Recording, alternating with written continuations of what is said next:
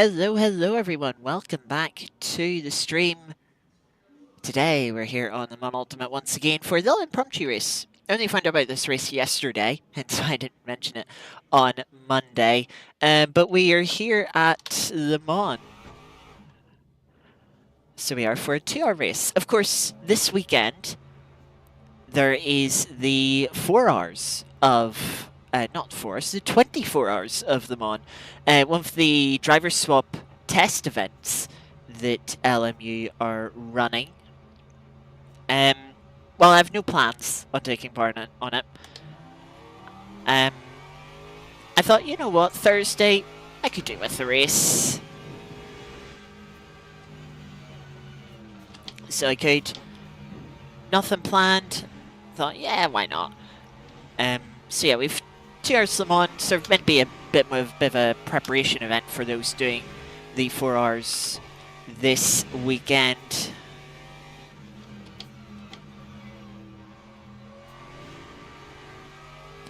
I thought, hey, it's got a good grade.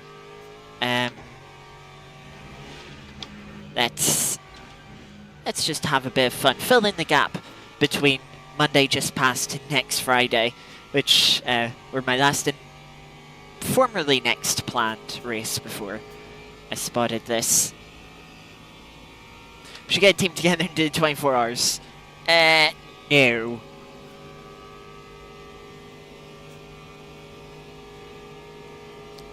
I could not be arsed organising that one. Evening, Geeky.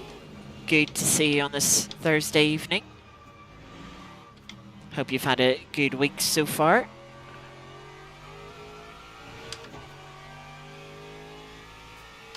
So as we're on our outlap here for qualifying, I've not done much preparation. Well, not really any until the practice session that lasted 45 minutes prior to qualifying here. It was interesting. And the interesting part was mainly LMP2 that decided it wanted to try and fit the gap between a barrier and myself on the outside of the Porsche curves. It did not work. We both crashed. And then an Alpine hypercar that decided, yes, let's make a dive bomb to the inside here as you're turning into the apex of this left-hander. And I managed to avoid the... Well, I turned in on them because they didn't see them coming. And they shouldn't have put themselves there. I was already turning in. Even though they did start to drive onto the grass to try and avoid it, I was able to straighten the car up and carry on. They spun into the wall, which is karma for trying such a stupid move. But it does worry me a little bit for the race that we're going to see some stupid moves. But yeah, there's not much I can do about that. We'll just have to hope people learn a bit of patience and actually put some thought into their overtakes before it comes. Or hopefully they kill themselves on other cars before they get to us. So yeah, it has been a while since I've raced GT3. I think last time I raced GT3s was when I was doing some of the daily events, daily races here on the Mon Ultimate, but that's a few months ago now.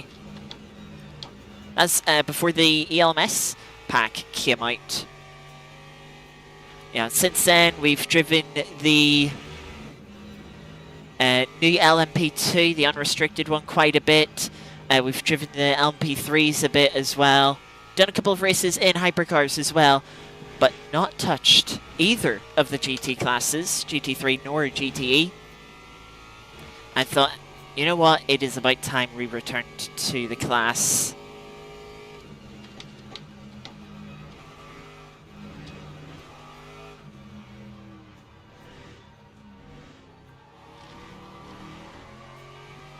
Refamiliarize ourselves with the lower class.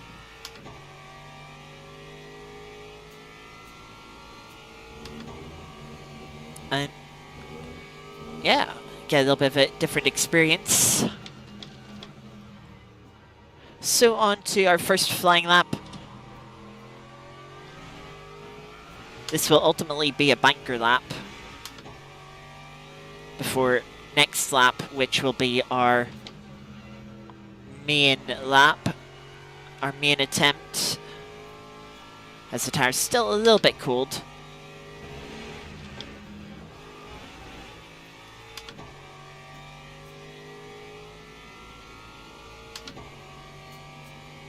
I've only filled up for 3 laps in total, so that obviously only 2 of them being flying laps, as I feel like the tires start to drop off a little bit on the 3rd flying lap. So rather than carry the 4th lap of fuel around, which is 7.5 litres of fuel, that's quite a bit, I thought, you know, let's chuck it out. Obviously, hedging my bets on the 2nd flying lap.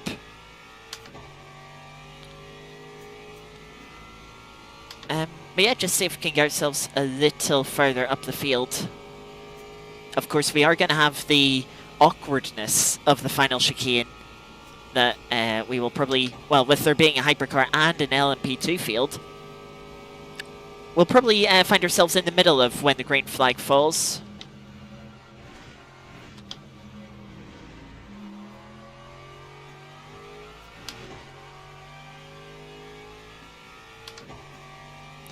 Yeah, of course, one of the things that did happen since the last time I've drove these GT3 cars is there was a BOP update.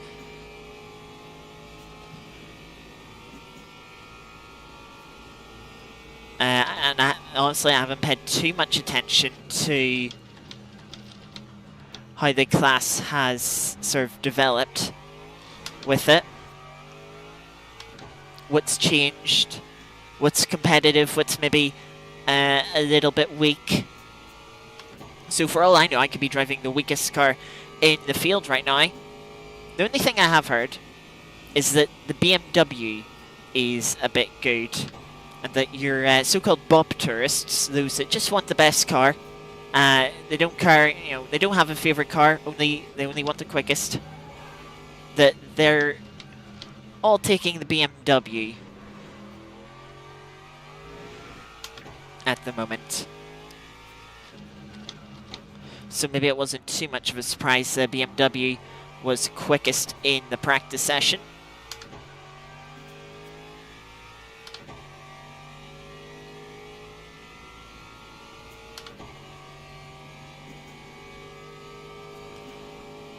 Yeah, this, I haven't mentioned, this is with the Harakiri racing community. Community I did the 100 minutes of Interlagos a few weeks ago with. And some races in the past as well.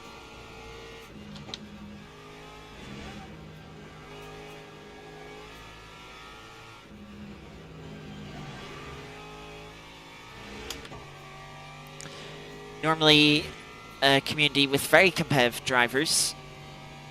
Very difficult field. But Interlagos seemed a bit more relaxed than what I was more used to with this community. So interesting to see how it is here. Not the greatest run through the chicane. 4-minute 2.7 for our first flying lap.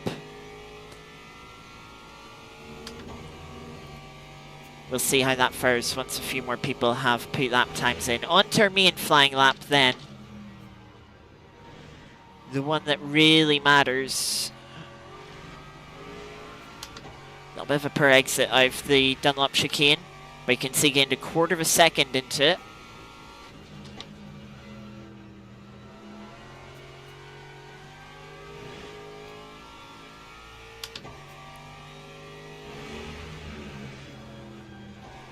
Oh, a bit wide through Tetra Rouge. Held 4th gear because I felt like the shift down to 3rd cost me a little bit of momentum last lap. But running wide there has cost me even more.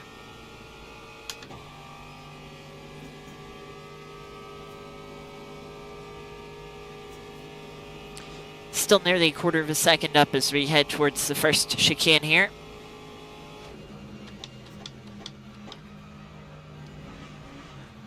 Maybe could have been a little bit later, a little bit more aggressive on the brakes. Definitely could have been. A little bit better momentum on the exit. Doesn't really mean anything with the time we lost on the entry.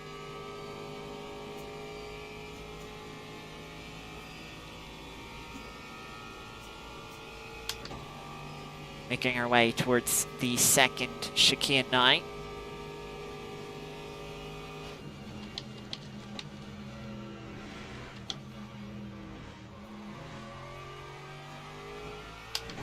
Much better through there.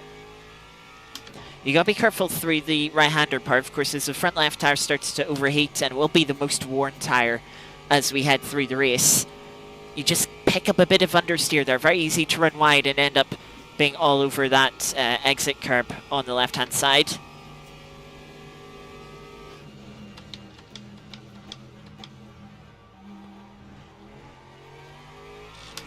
Again, Mustang corner maybe could have been a little bit later on the brakes, a little bit more aggressive.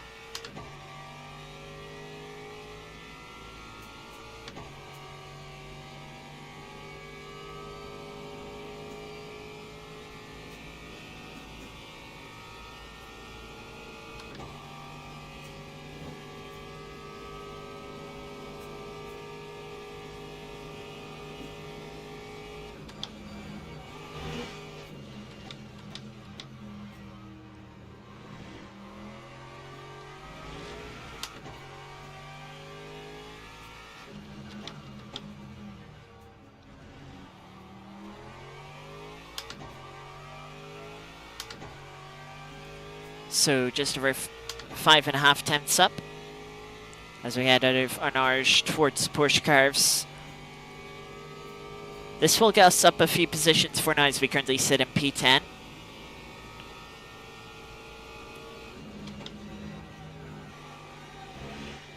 But of course everyone else will be improving as well.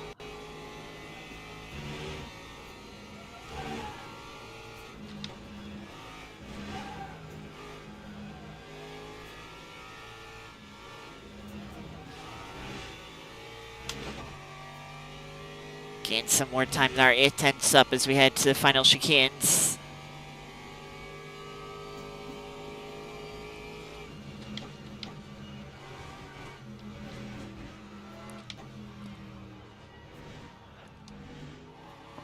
A little bit too quick into the final part. Slightly compromised our exit. And that puts us up to P6 with a 4-minute 1.8. Not too bad. It could have been a little bit better. A little bit more aggressive, maybe a couple of early parts. But yeah, we slid into 7th by just half a tenth. Although already dropping back. Yeah, the time's coming in already down to P9. But it looks like we have 19 GT3s here, 14 hypercars, and 14 LMP2s.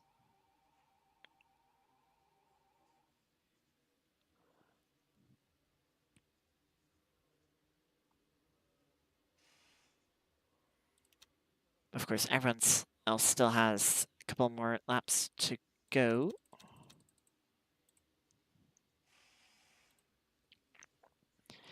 Expecting this race to be roughly 30 laps in GT3, maybe 31. Now, as you can see, we can easily do 10 laps on virtual energy. Bit of lift and coast will allow us to do 11, which will probably be a good play.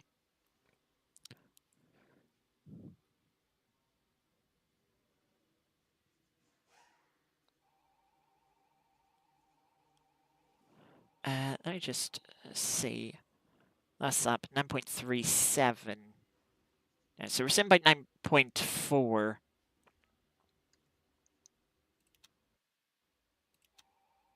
I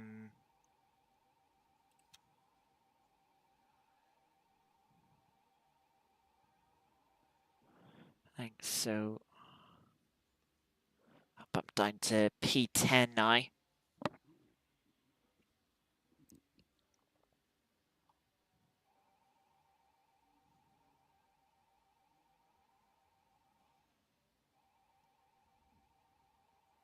Oh no, it looks like we have 15 hypercars and 20 GT3s. A couple of people not turning up. Only a couple, which isn't too bad.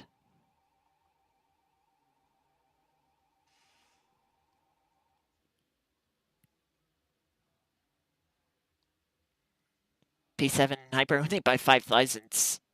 Although people are still on laps. So don't count your chickens before they hatch.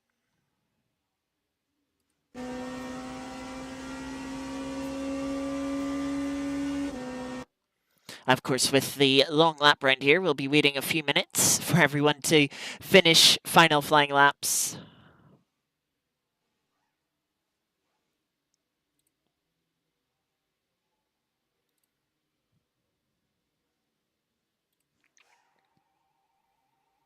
But yeah, it's things stand, we're kind of bang in the middle. Well, technically, yeah, right bang in the middle of the GT3 field.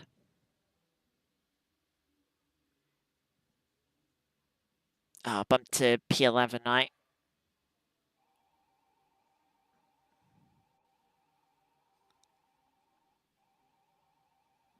Yeah, definitely some very quick people in here.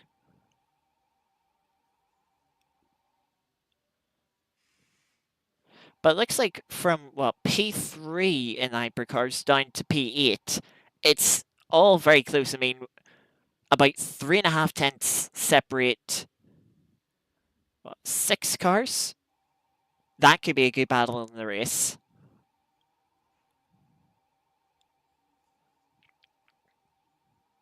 LMP2 has a couple of close battle groups.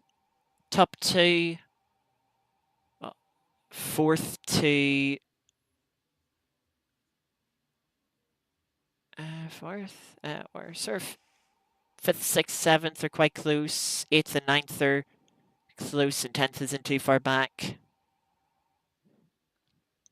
And same for GT3. I mean, look at this battle. About 400ths of a second separate 3 cars. Another one just half a tenth back. That'll be a close battle.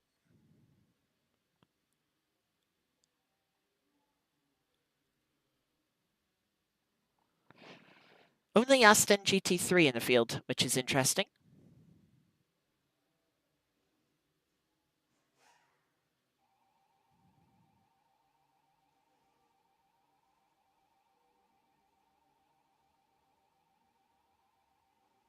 Looks like nearly everyone is done with their laps.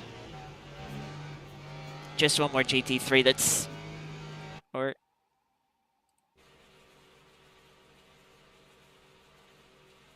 oh, they've already finished. Yeah, just one more GT3 going through the Porsche curves, but they're already in front of us, so we'll still be in P11.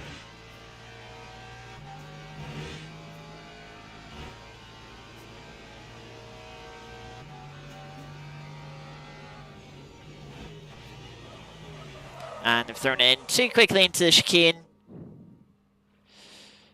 And they will not be improving. Anyway, so that is our grid now.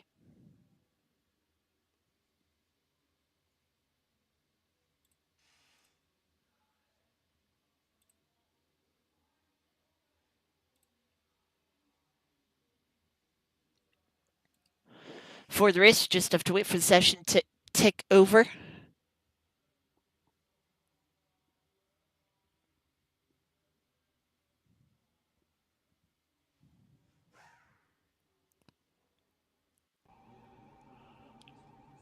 Teams and drivers go to the grid for a race start. Now we have a few minutes before we get going for the formation lap.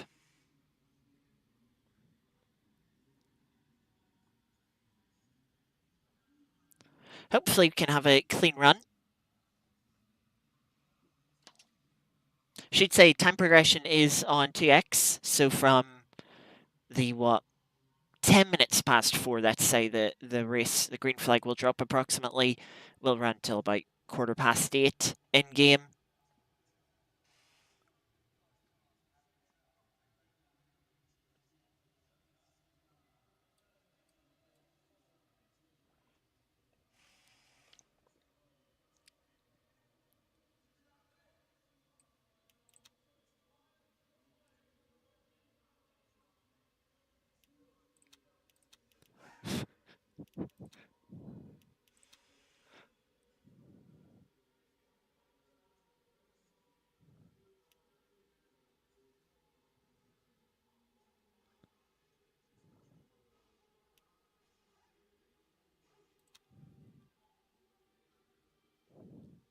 I'm surprised they didn't know that the practice tires didn't count towards limit, because it literally says right here, practice sessions allow unlimited tire use. Technically, we're on used tires. That's just because I hit start drive on new tires before quali. They're not actually used.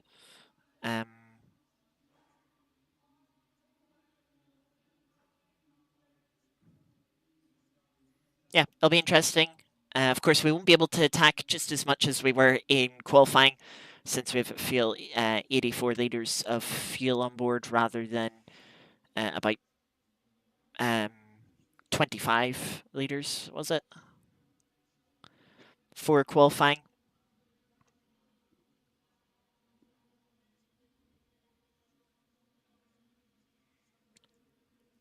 If you're wondering, I'm also just using Space CDI setup.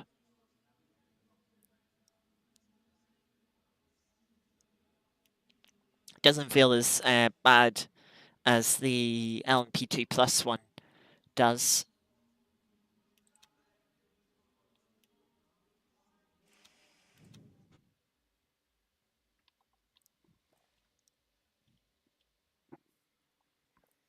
Yeah, starting on left-hand side, it'll be the outside for Dunlop Curve, but then inside for the first part of the chicane.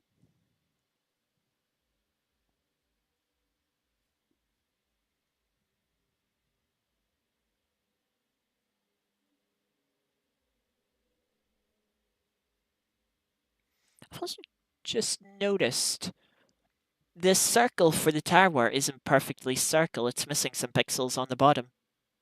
That's annoying me now. Yeah, that's annoying me.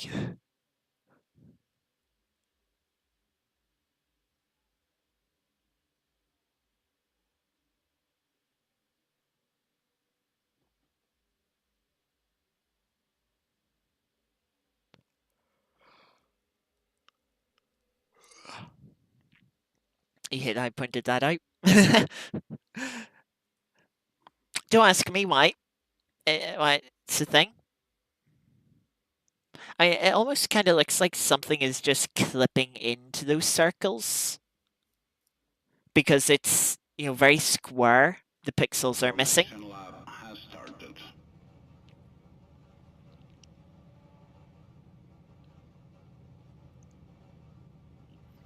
Could be worse. Could be our RPM gauge slightly squished.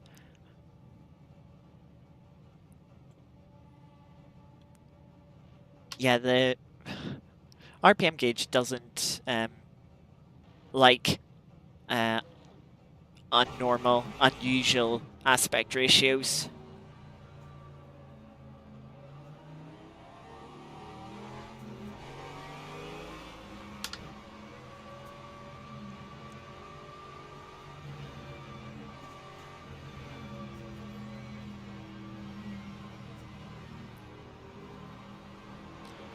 Of course, with quite a long formation run, which is kind of needed when you have a big grid of cars. I think we have about 50 cars on the grid today. Yeah, about 50. So, not full grid, but full enough, absolutely. Not many other tracks you would fit this grid on. Yeah, but it does mean in the long run we'll use a bit of virtual energy and such getting to the line. I mean, we've already used 0.5 litres. And 0.4%. Interestingly, this percentage just gone down 0.5. Interestingly, the fuel dropped half a litre before the energy dropped 0.5%.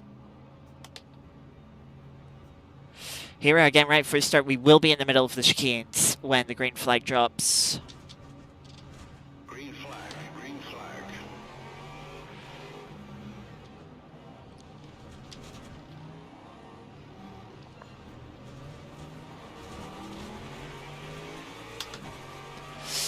Lexus getting spun out before we even got to the start-finish line. Certainly quite the messy start, that.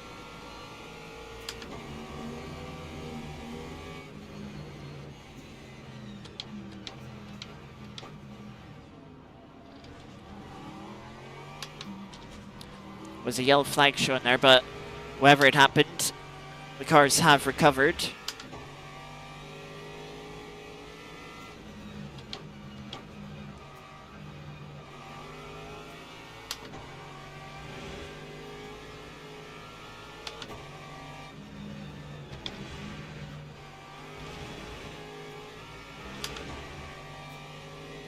Good run out of Tetra Rouge. We'll get alongside this Mercedes, but we don't have any slipstream.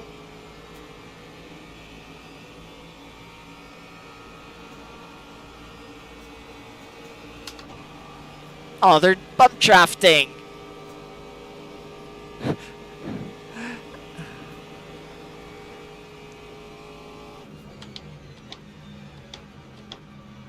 We have a prototype off in the escape road, looking to rejoin.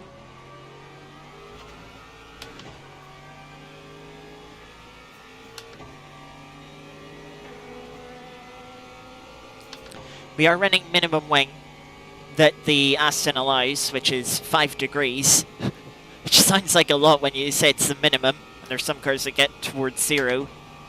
Look at the slipstream the Mercedes has. It's going to be patient. I'm going to be patient too then. Save some fuel. Because we weren't really gaining on the car in front. So it seems like straight line speed of the Aston, not too great. Maybe why no one else has chosen it. Aston trying to find a gap to slot back to the right hand side.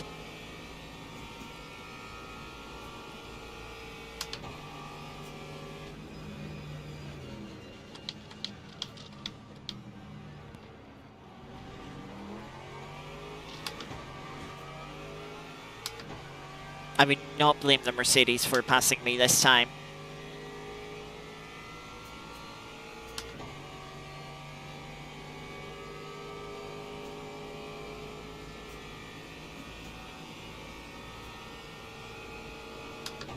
They have the straight line speed. You might as well go for a move.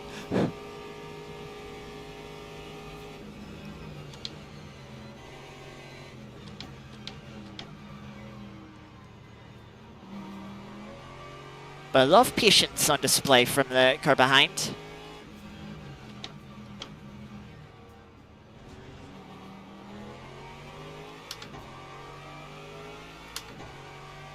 I can see the effect of that lifting. They do have the highest energy from everyone around.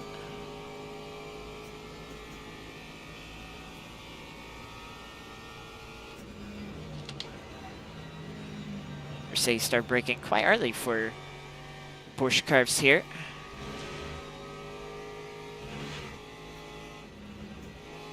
Ooh, big stop for the Lexus, and they'll be straight into the right-hand side wall for them. Practically race-ending damage.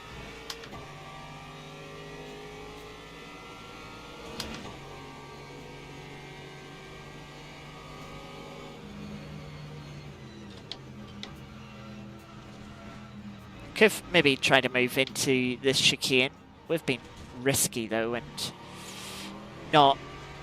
certainly not worth it at this stage of the race. So we're up a few places, up to P8. Not from any good moves, just from keeping it clean and other people having issues.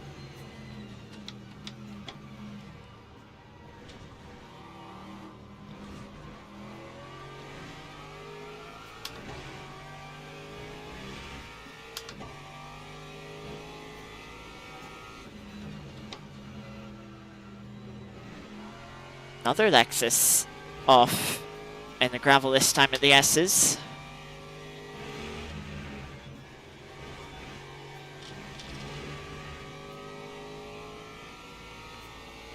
Surprised that didn't ping for track limits. Broken the slipstream of the car behind for now.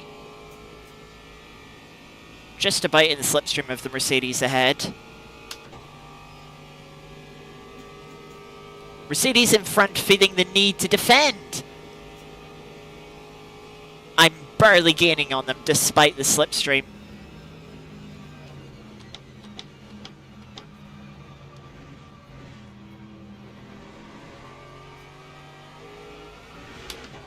Very poor run for this Mercedes, though.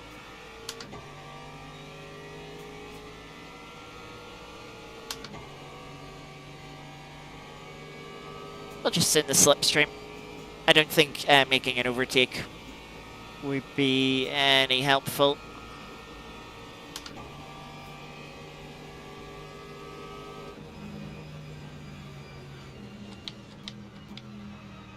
To us.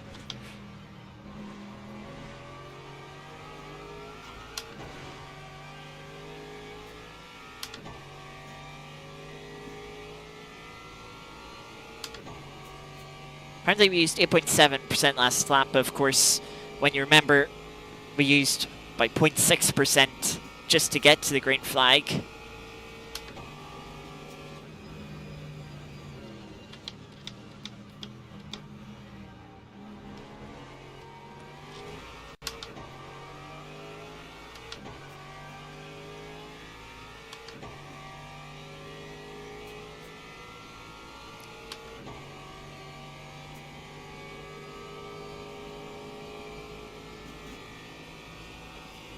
Again, Mercedes behind, still being patient.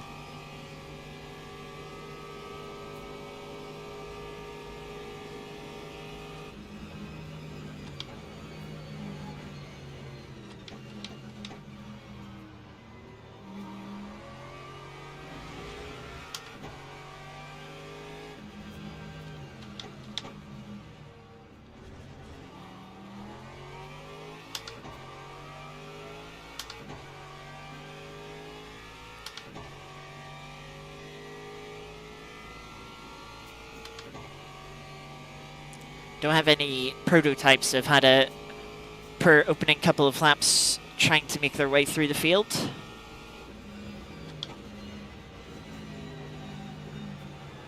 That's a bad entry to the Porsche curves, which is not ideal.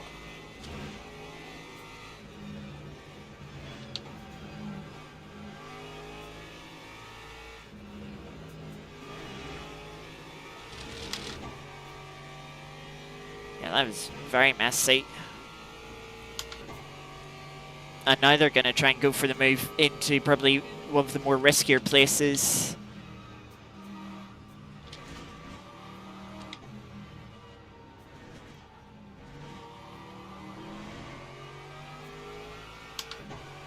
Now there's Lexus right on their tail.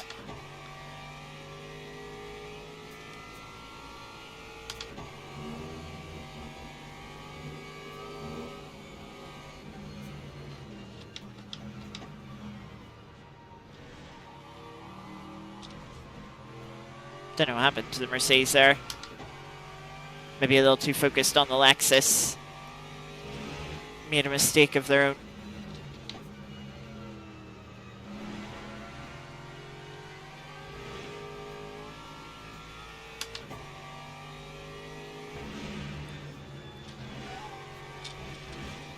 I'm definitely going to get track limits for that. 1 lane quarter.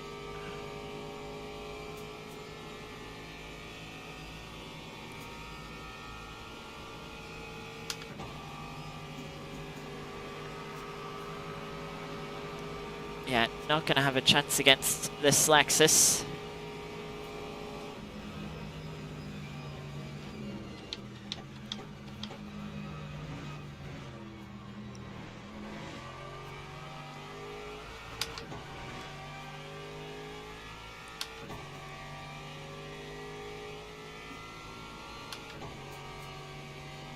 Brief yellow flag. Don't know if that's for someone in front or behind us.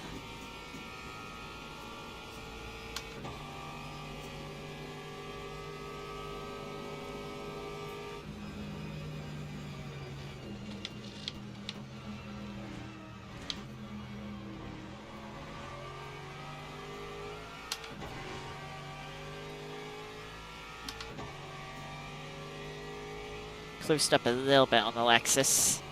Just trying to keep in that slipstream. Fuel last lap, 8.71, still very good on fuel.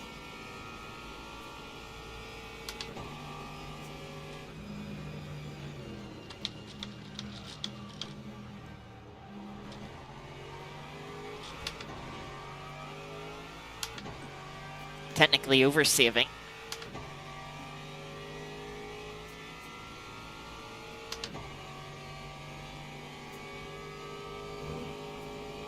Yeah, Lexus in front has pace for 4:01 last lap.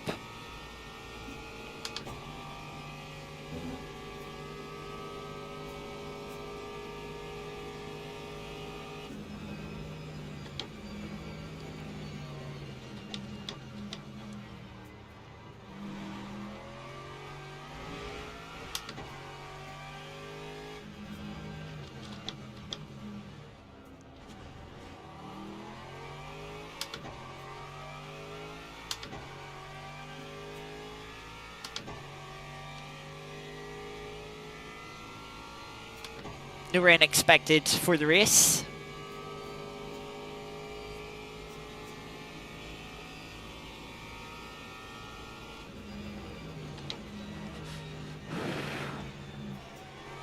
I'm just starting to come around there. I don't think I'm going to try and save into the Porsche carbs. I think it's too risky.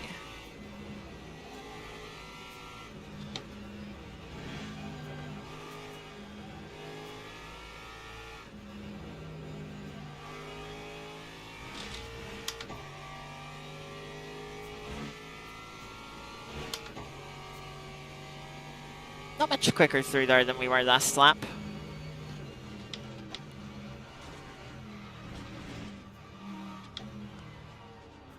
Lexus already in front of the Mercedes.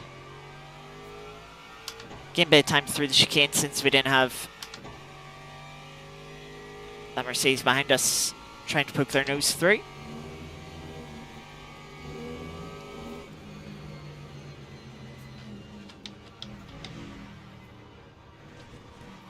Lexus running in deep through the chicane, cutting the chicane, but passing the Mercedes. That's a bit naughty.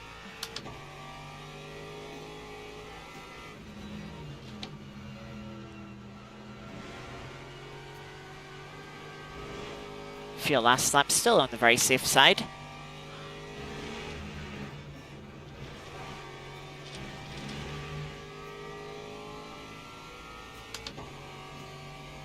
Now if the two Mercedes start fighting each other, could close us back into slipstream range. We're just on the outskirts of it at the moment, and with the Mercedes just being naturally quicker than us in the straight line, and also having their slipstream, yeah, they're going to pull away from us.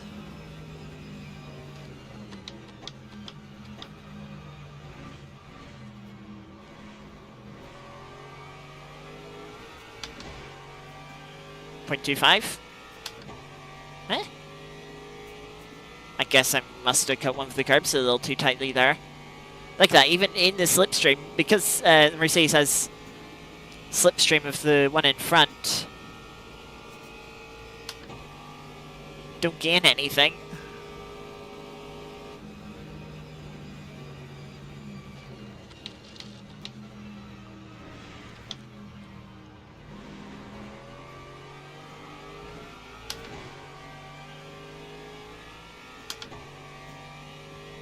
Mercedes behind is starting to catch a bit.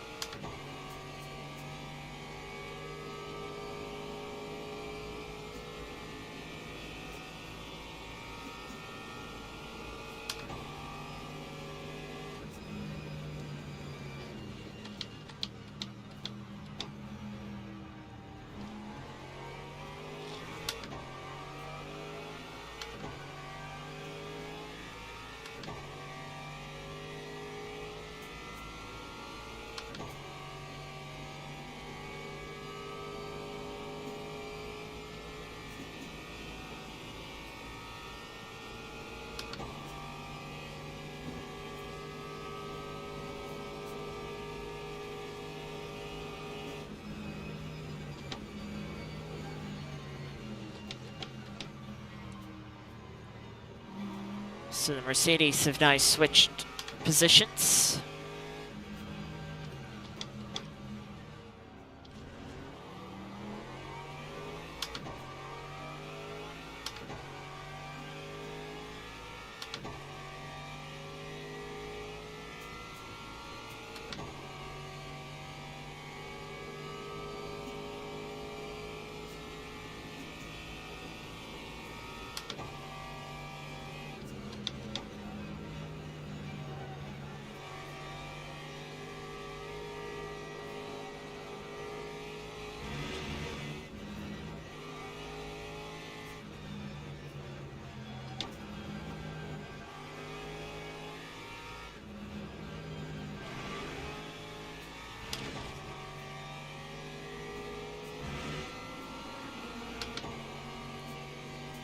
First hypercar coming through, made an early pit stop.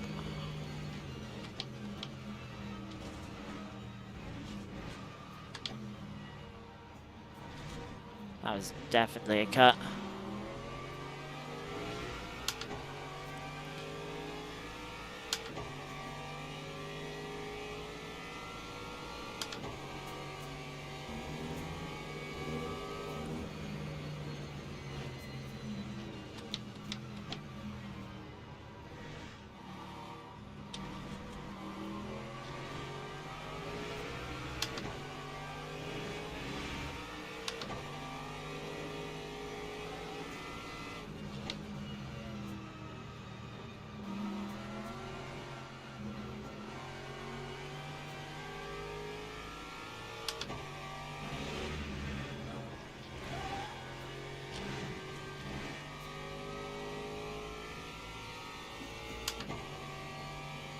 We're just going to get slipstreamed back past, I'm pretty sure.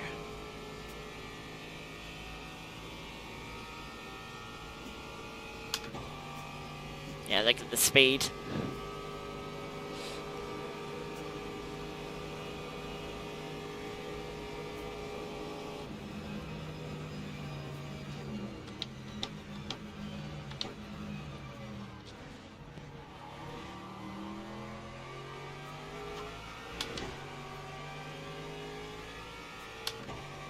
Though they did miss their braking point and have to cut the chicane. Oh, you're a bit bump draft me.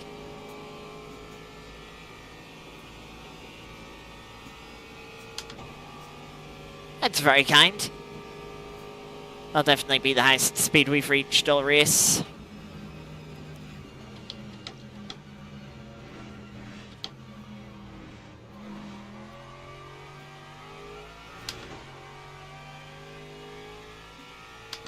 Now, I want to try and pull away from, not the Mercedes directly behind us, but the one that we've just passed that missed their braking point at the chicane.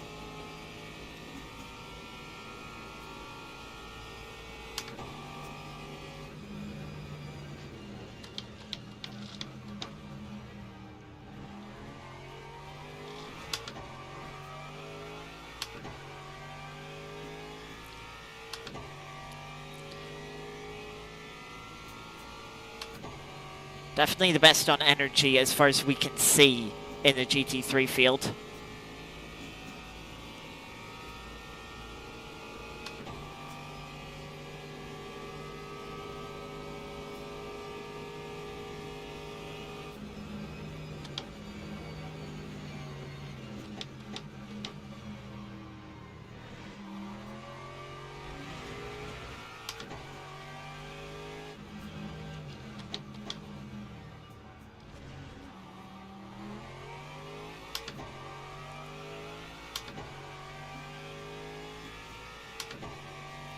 But we've 2, maybe 3% on most of the field as it stands, except the car behind. We only have nearly 1% on them.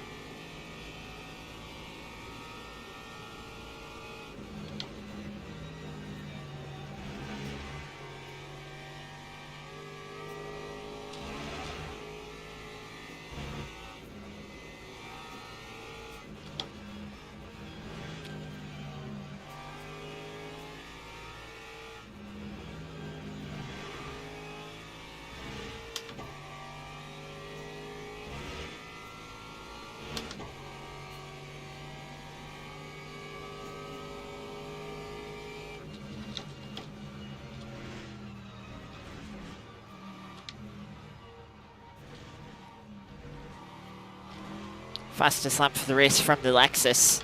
Passed us not too long ago. But we're starting to build out a gap to that other Mercedes behind.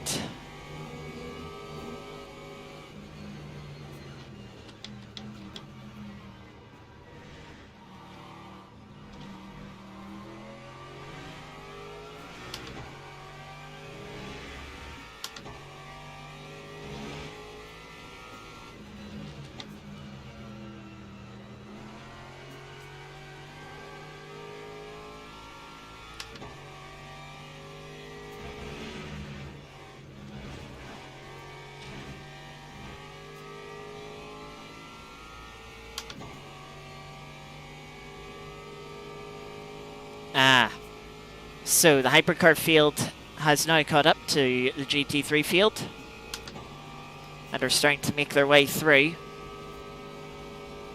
Look at that straight line speed.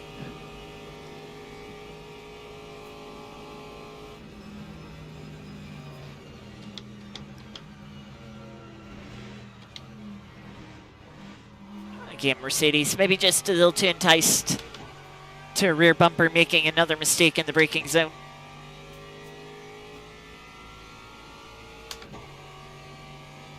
Here comes the hypercar leader.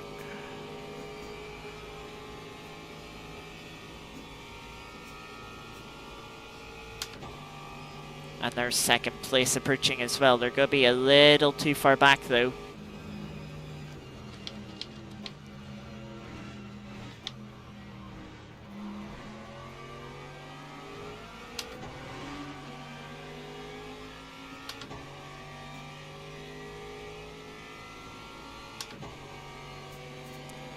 There's third place in BMW.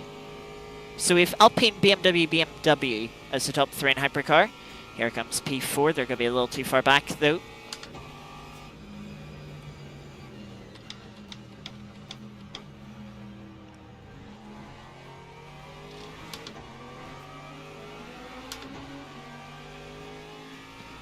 Another BMW. I think it's BMWs in both classes that are good. Looks like the top four hypercars have broken away from the rest of the field a bit.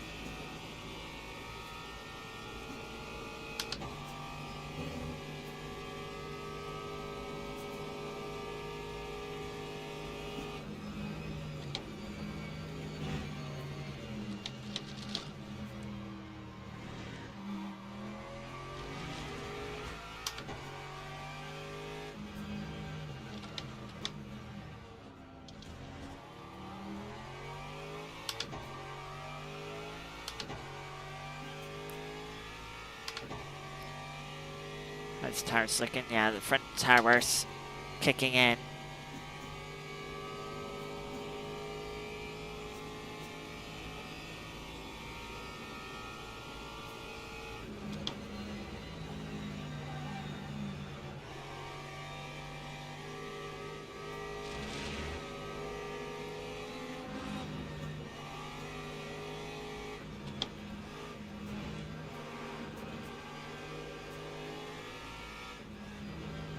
That BMW took a very risky move. Luckily they slotted.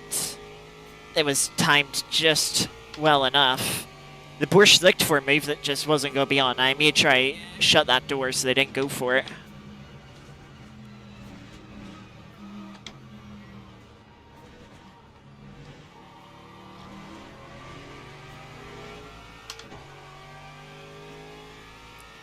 Personal best lap of the race. Opening another second to that Mercedes that we're sort of focusing on. Again, not the one directly behind us, but the one just behind them.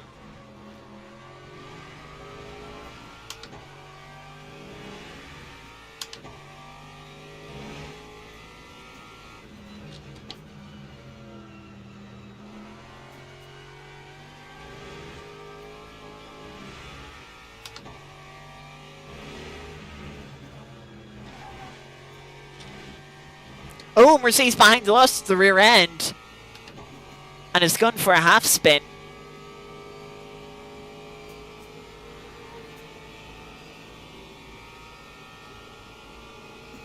Still a little bit of slipstream from the Alpine. That has given us... Yeah, they've been running behind us for quite a while now, and... don't think it's done them any good. Again, was that just... oh, it was too tight. Too tight by a margin, half a point that time. I'm not a big fan of that. You know, a lot of tracks, you know, you do that and, oh yeah, that's fine track limits. This track, oh no, you took too much curb. Like, yeah, suppose the white line is like half a car width from the curb. But it doesn't even seem to be white line track limits here.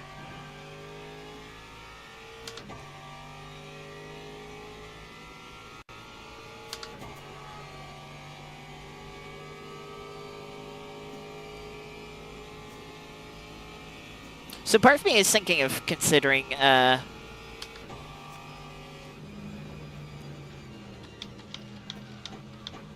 strategy of changing both front tires. It'll be a bit painful on the outlap as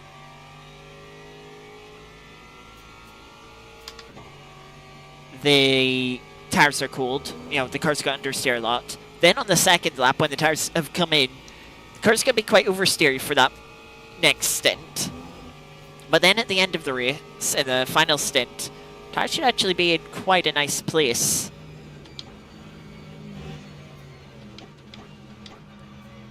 Rather than a ton of understeer, which we'd probably find if we kept the same tires for the entire race.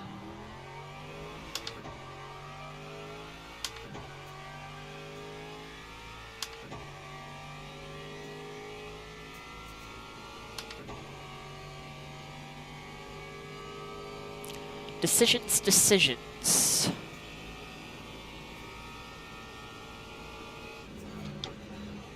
Like, you know, we'd have to be careful turning in for the Porsche curves. We did have a snap on an earlier lap.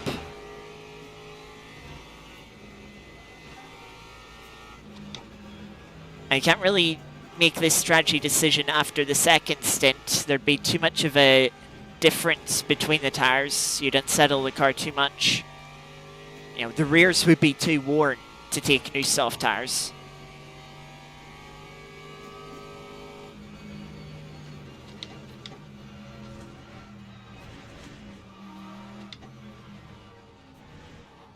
A little bit wide there.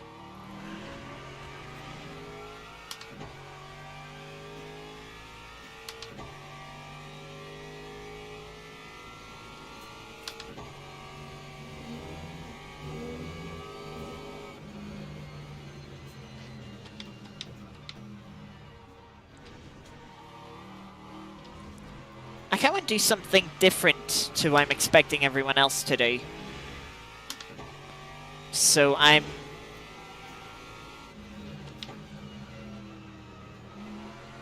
very tempted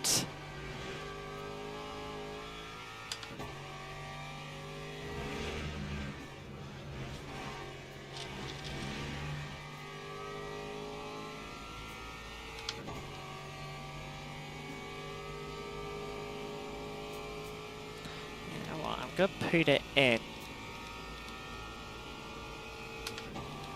No, it's empty.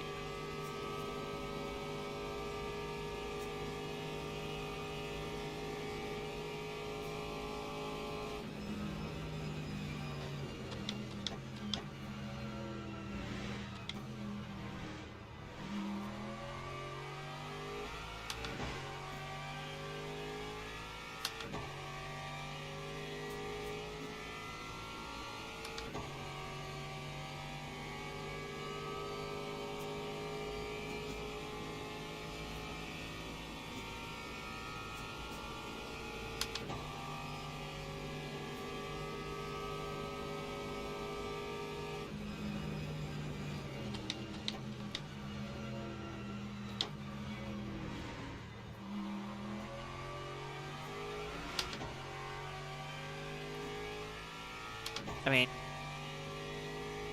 yeah, front left tire has had nearly twice as much tire wear as the rear left.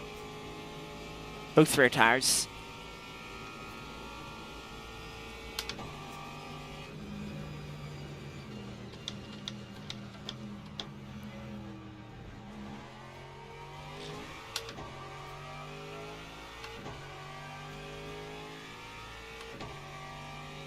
Yeah, after the Mercedes behind us had the half spin, things have just spread out a little bit. Gaps aren't enormous. You know, definitely, you know, everyone's within strategy range of each other. We also have the LMP2 starting to make their way through the GT3 field.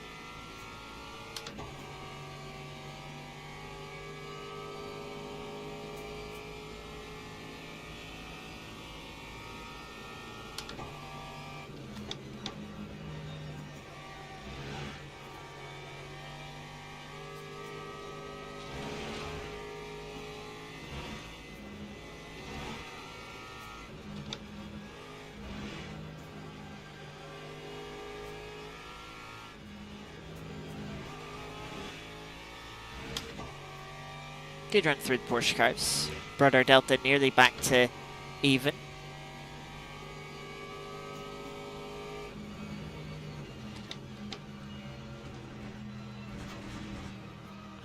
Too much curb there. Didn't get a track limit for it, but bounced the car around a little too much. Half second quicker than the car in front. Not as quick as the car behind, which did personal best, but second quicker than the car behind them. Not as quick as the BMW, though. So there is a bit of convergence in this group of cars based on last lap.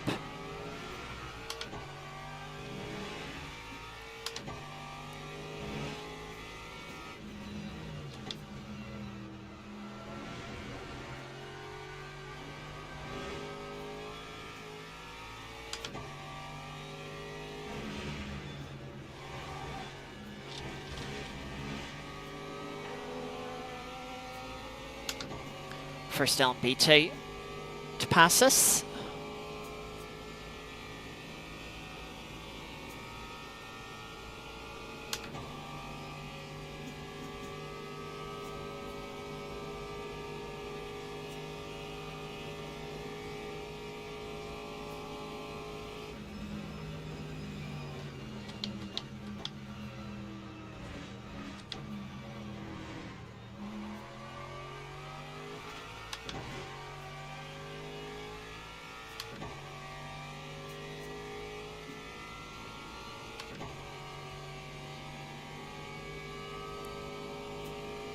I mean, obviously our pit stop is going to be a little bit shorter than those that pit on the same lap as us. Obviously, depending on if they take tires or not. If we're taking 2 tires,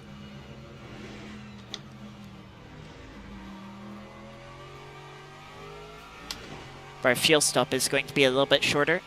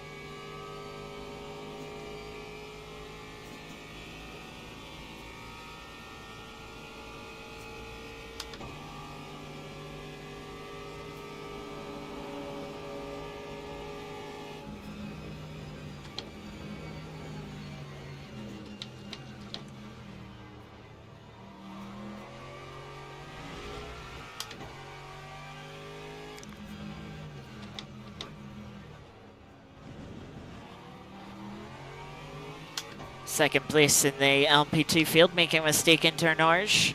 Is easily done with the prototypes, not having ABS. Very slow speed braking zone where you don't have the downforce. Just lock the rears and away you go spinning off.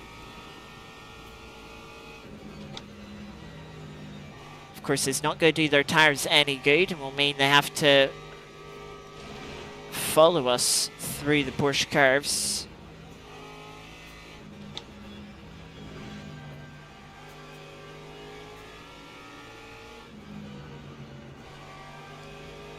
That is not a move you should ever have gone for.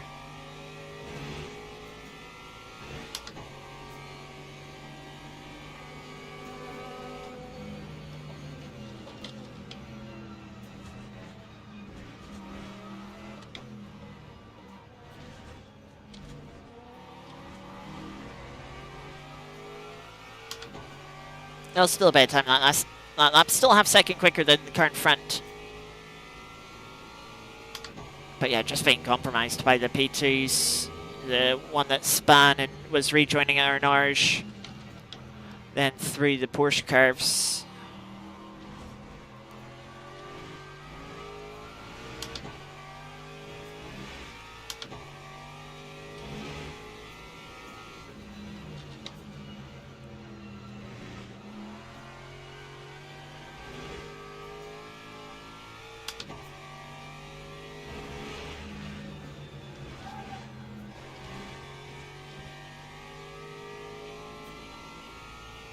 Two laps till we pit.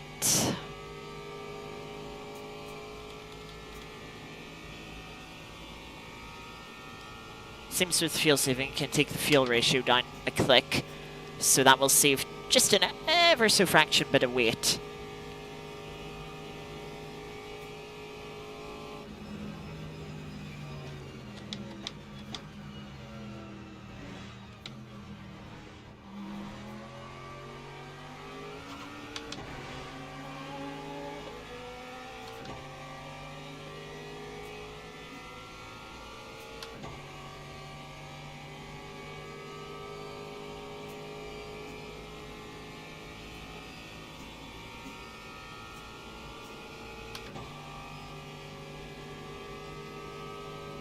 I've just noticed new wet is selected on one of the rear tires. That would have been a disastrous mistake to have made.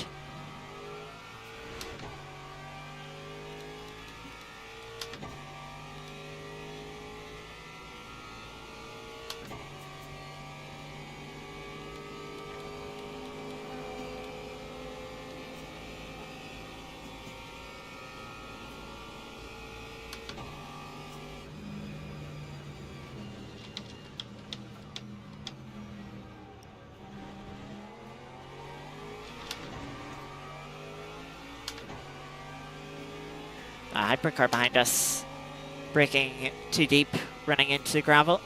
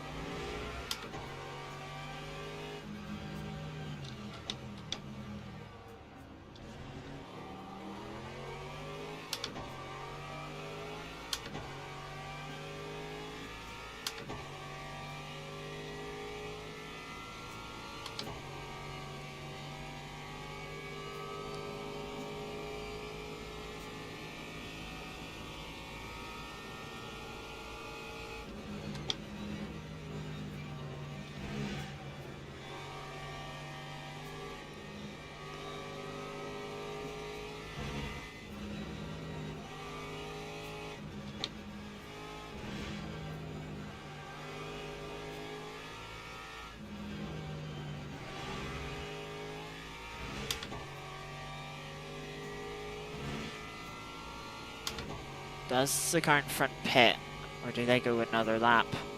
They're pitting.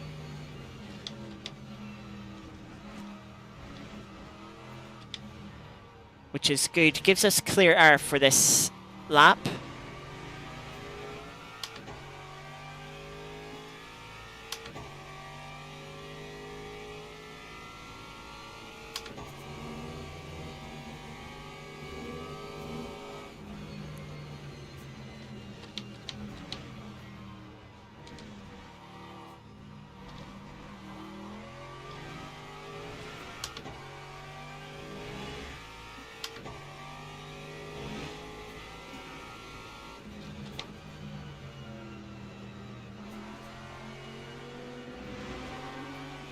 Nice to see a bit more of a patient hypercar. There'd be some people that tell you that move around the outside there was impatient, but I'd firmly disagree.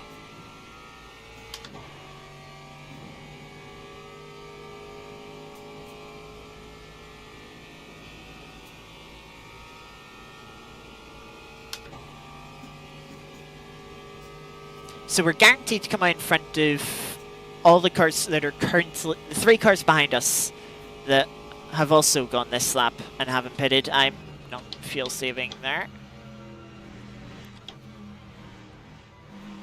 I mean, I technically don't need to fuel save, but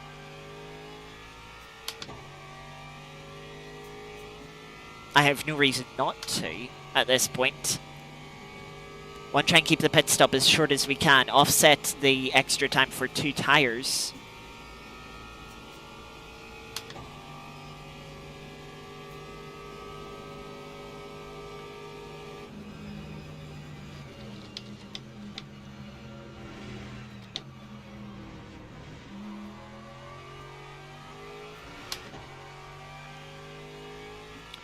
What's the tire we're like?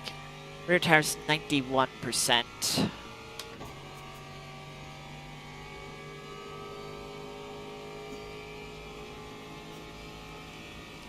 So that'll be less than a 10% difference.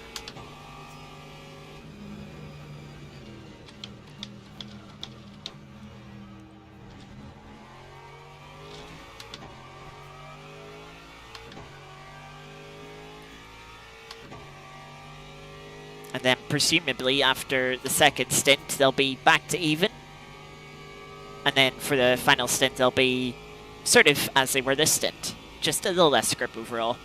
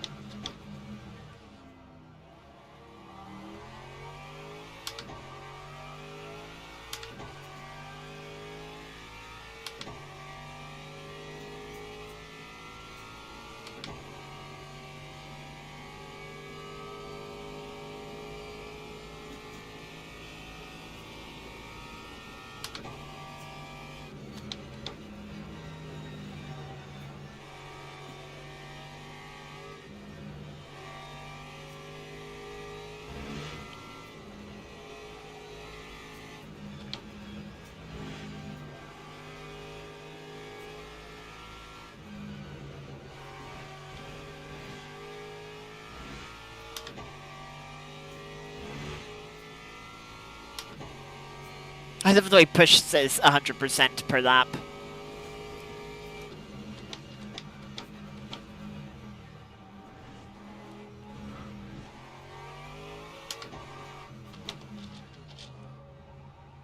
Core point for just taking the curb at that chicane entry. I guess you're not meant to. 3% left over.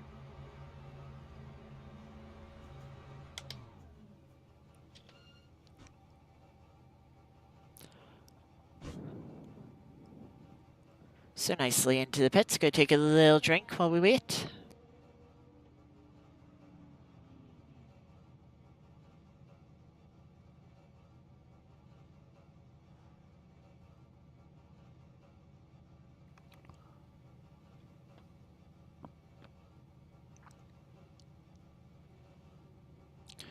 No repairs. Yep.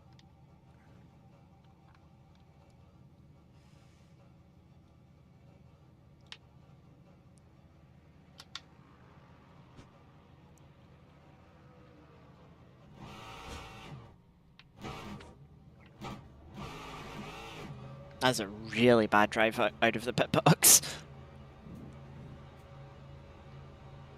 Maybe because the rear tires are warm, they just gripped up. So, and bogged the engine down.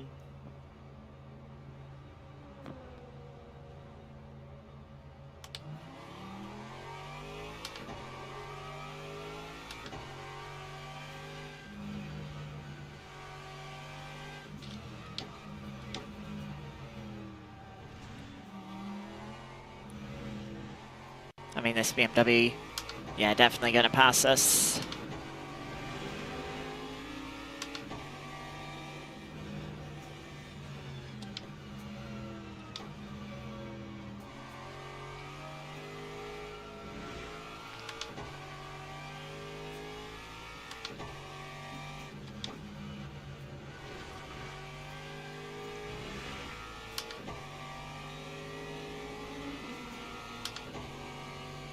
So we're currently out in P6.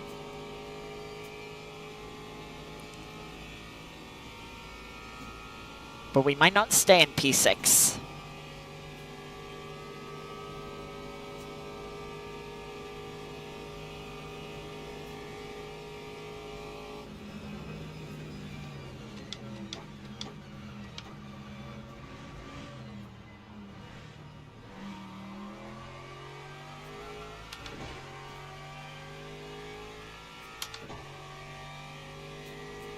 Also, I was talking about those missing pixels in the tire circle for the tire wear. As soon as they go down to 99%, it disappears. It's fine again. It's only 400%, which is interesting.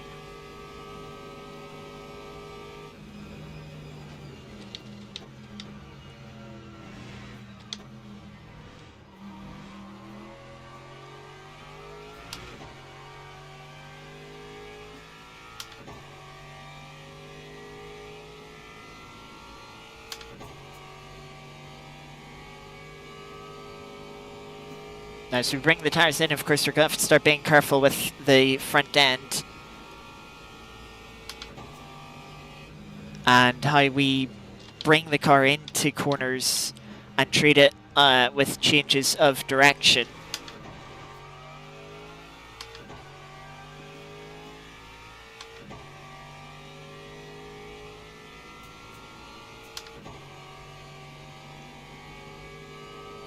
That's how we're going to unsettle the car and find ourselves having a spin if we're not careful. But if we avoid that,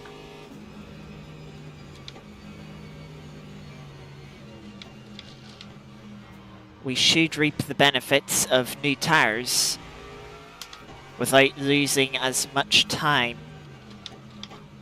as you'd expect in the pits.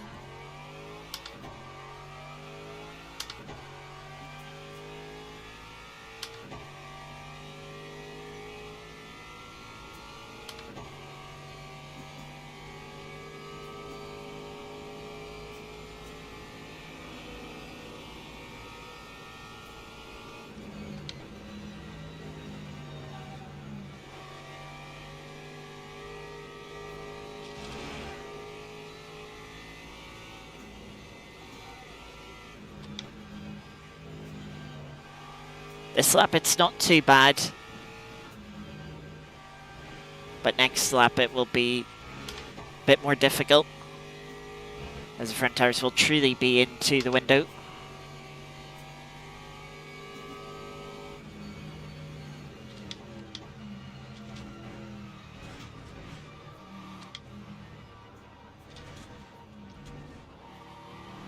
Though with the track temperatures that we have, 37 degrees at the moment, isn't taking too long to get the tires warmed up actually.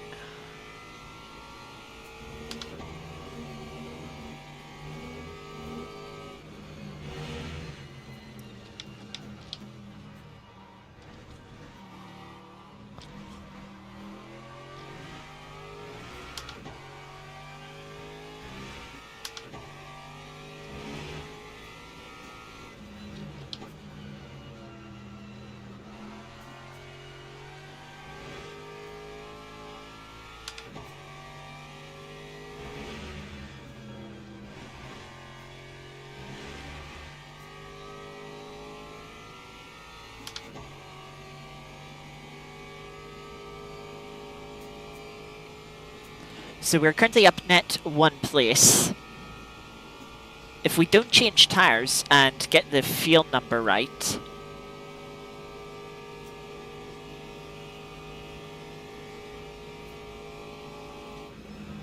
we could grab another position.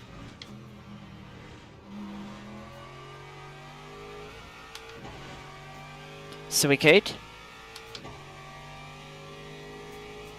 But with a near 30-second gap to the cars to the top 4, don't think we're getting better than P5 this race as things stand. Of course, top 4 could have issues, but that is well outside of our control. So not something for us to worry about. Of course, we're not even halfway through the race.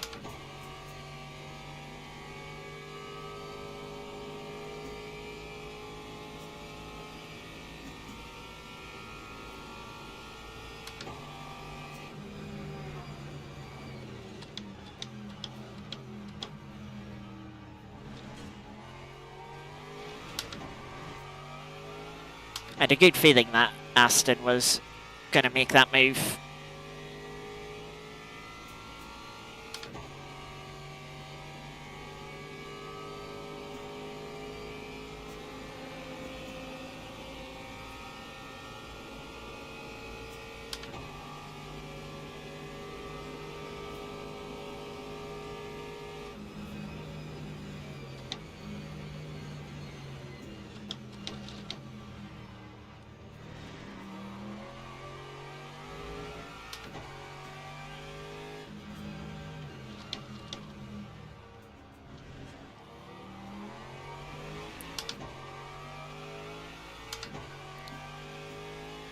And remember, the true benefit of this strategy isn't necessarily what we see in this stint. You know, we've got to take it a little bit easy, make sure we don't unsettle the car and make a mistake, go for a spin. Leader has a drive-through.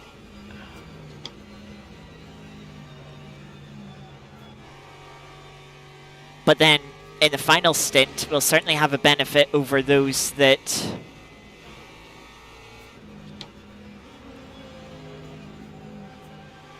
haven't changed tyres at all this race.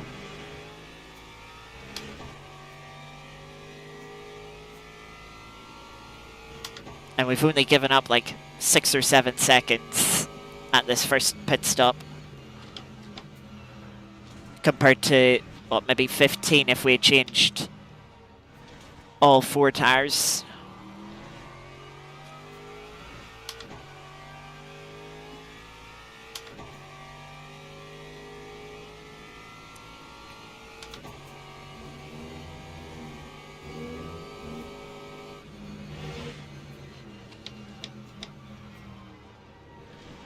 Comes to calculating fuel for the final stint, I'll just be using a value. I'll start with a base of 9 litres per lap, and then maybe reduce by 1 litre after that, since we're using sort of 8.8 max. So theoretically every 5 laps we save 1 litre over the 9 litres a lap. So that'll be 80 as things stand.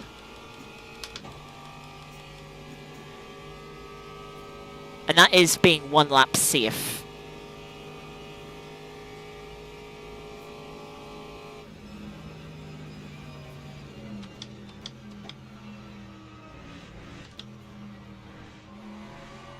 LP2 in the runoff at the first chicane here.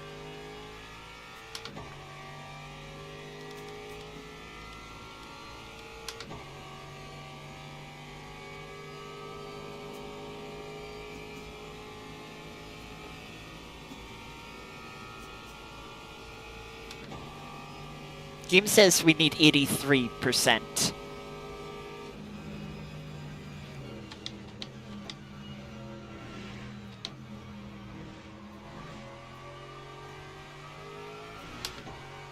for a 30 lap race. I'm saying I need 80% for a 31 lap race. Shows you just how off that strategy icon can be on LMU. How important it is just to do your own math, know your own numbers, know the context behind your numbers as well.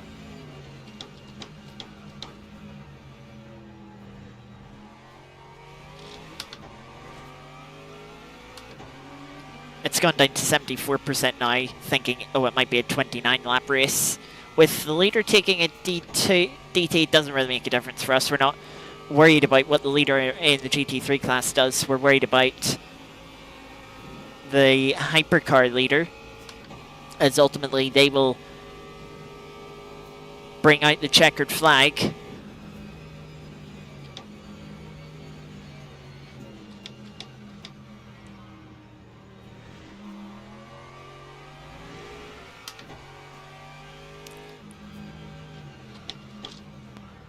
Does mean we can maybe be a little bit safer on the fuel number. We'd go down to 71% if we think it's going to be a 30 lap race. And it's important not to get too comfortable. The lap icon has a habit of popping up one lap around pit stops. It's not the best at sort of factoring in the final pit stop. And so it will, a lot of times, just increase by one lap when everyone makes those final pit stops, and you get a lot of people that panic, like, oh crap, I don't have fuel anymore.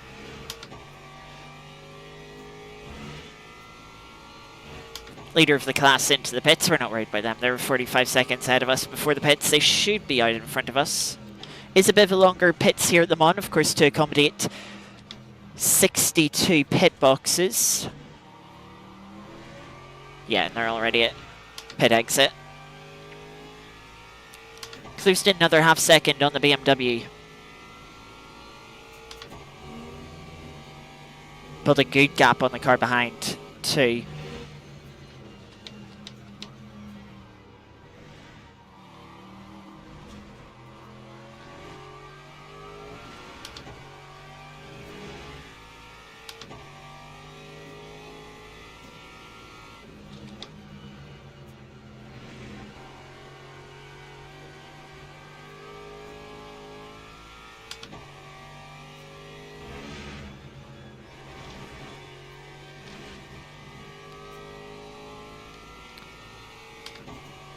.25 out of 4 track limit points.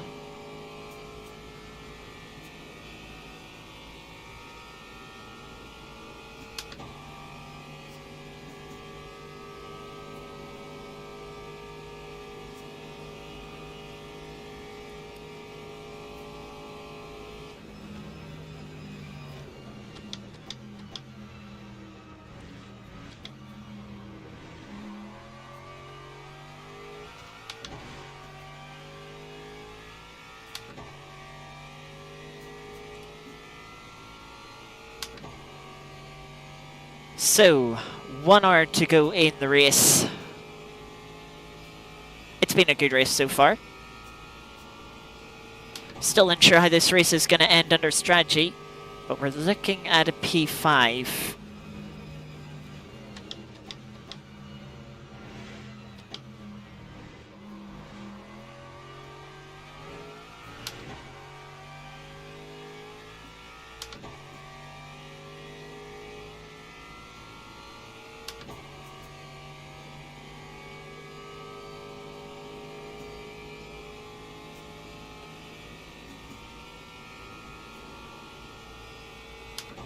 Though straight line speed could make this a difficult battle with the BMW.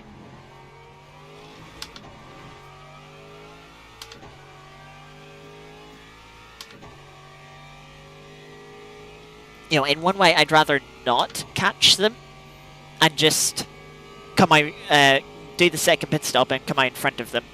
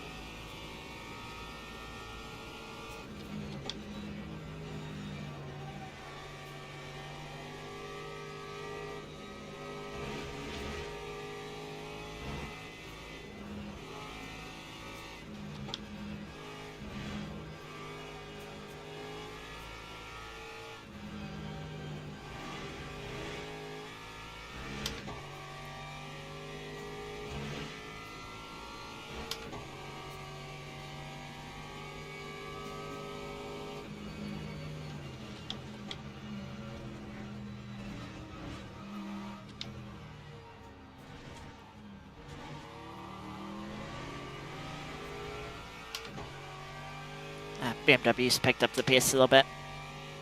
Which, for what I just explained, I'm not too annoyed about. Just gotta keep up with it.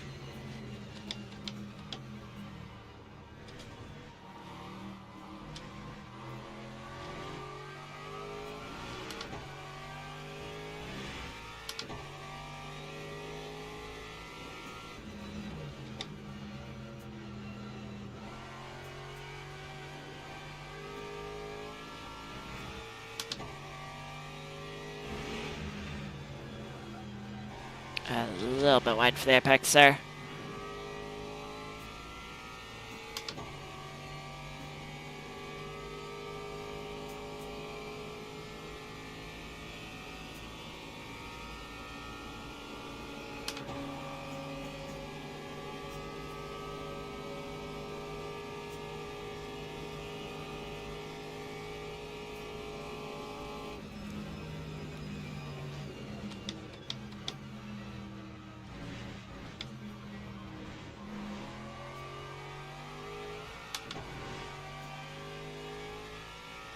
Yeah, that little mistake of just being wide at the apex of Tetra Rouge cost me like 3-4 tenths by the time we got to the first chicane. Small mistake, but big consequences, relatively speaking.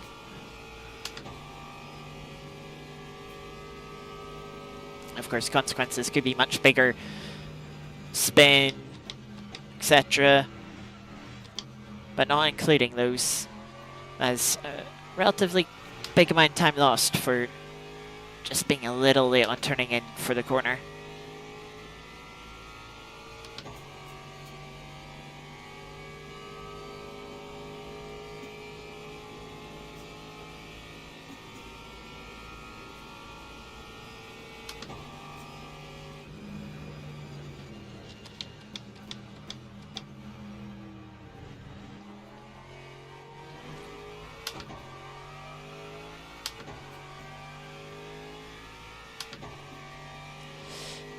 That LMP2 that just passed us.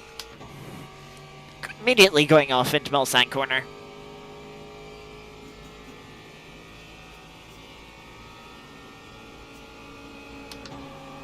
Obviously their assumption was I'd go to the right hand side to pass them, but I was like, well, you're gonna go right, so I'll pass on the left. Thankfully they left just enough space for that to happen.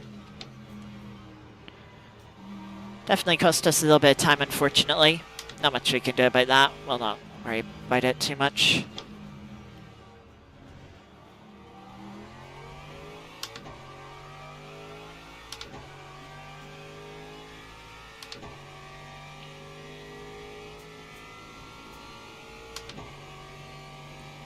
If that's the worst thing that happens to me this race, I will certainly take it, because I had worse happen in practice.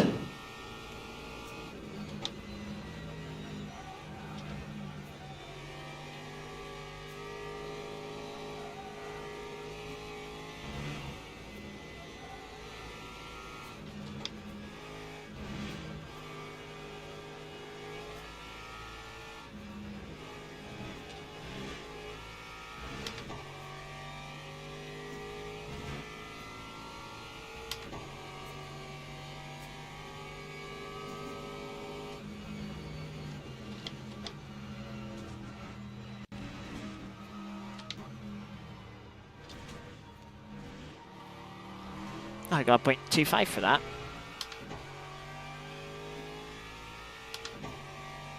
It's just some higher class drivers just insist on flashing every time they pass someone, and it's like, you do realize there's this thing that exists called a blue flag.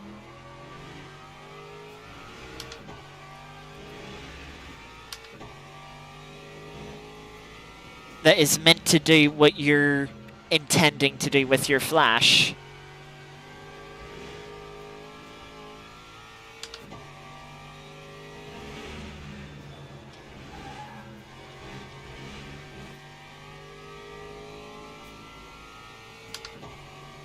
And it's just annoying. Because it's like, you know, on the straight there, like, what am I going to do? I'm driving straight. All I have to do is shift from 5th to 6th. Yeah, the blue flag is there to tell you, right, you've got quicker cars approaching you, you know, and the flag display in the car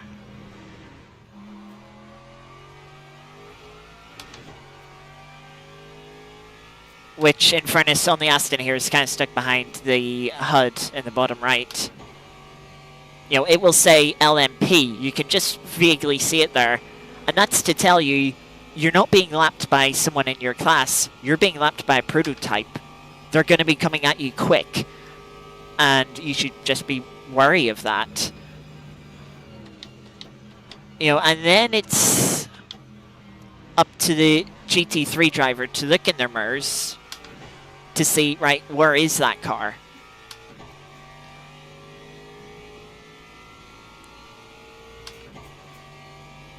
You know, whether the prototype flashes or not, you know, the GT3 driver should be looking to see, right, where is that car?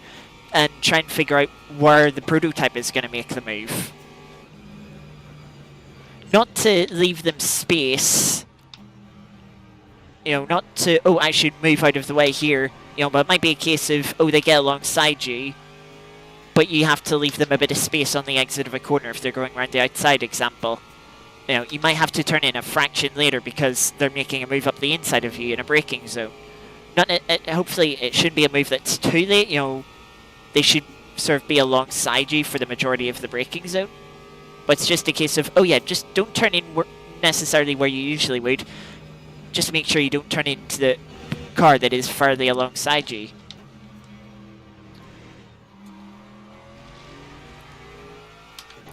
The only time you should need to flash a proto as a faster class car when you're passing a lower class car is if you're going for if you're making a more 50-50 move, a little bit more of a risky move that you're like, you just want to make it clear, hey, I'm making this overtake, just so you know, be warned. I don't see the point in flashing a car and then realizing, oh, hang on, I'm too far back, I can't make this move, and then waiting. To me, when you flash as a higher class car, you're showing your intention to make the overtake. So if you then decide, oh, I'm just going to wait for another opportunity. I moved to the right-hand side there because that section's just awkward. Like, the racing line goes from one side of the track, from right-hand side to left-hand side apex, back to the right-hand side on the exit. That's a very difficult point for the faster class to know how to make a move. So I'm just like, right, I'm staying right.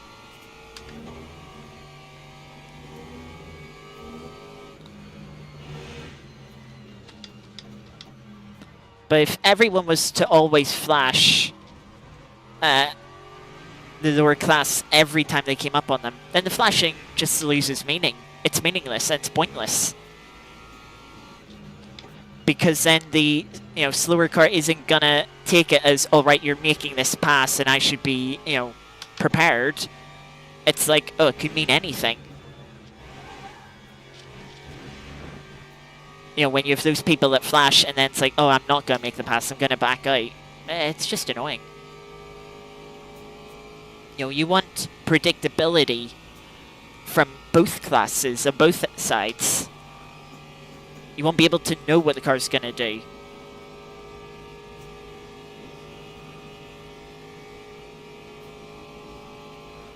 And just little clues like flashing can be very important and very good when they're used right. It's just unfortunate that, yeah, no one uses them, or very few people do.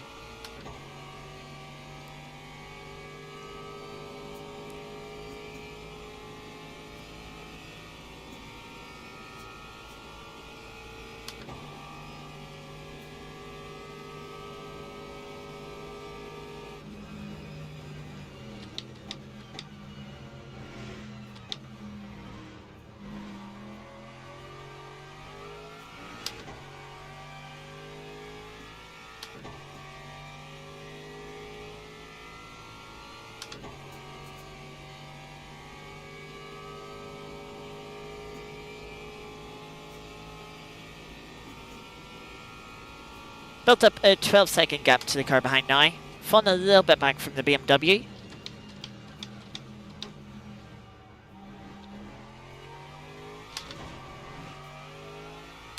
Gap hovering around 3 to 3.5 seconds.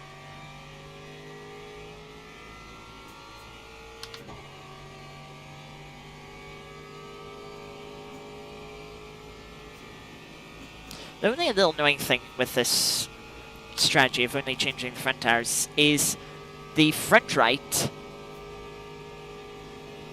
or in terms of from side to side, on the left hand side,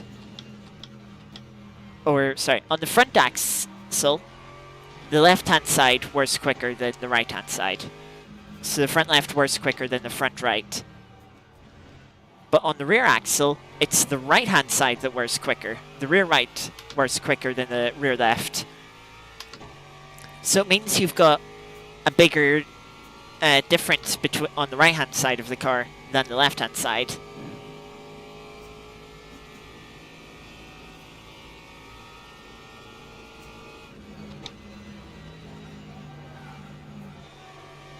I don't think we need to worry too much about being cautious with the tire delta anymore. You know, we've gone through the worst of it.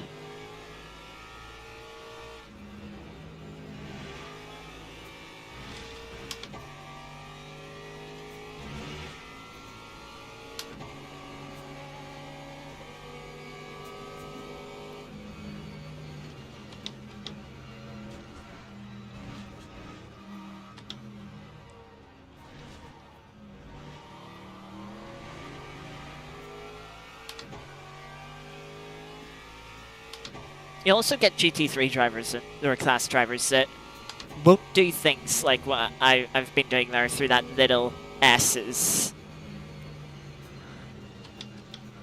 And it's like, why not?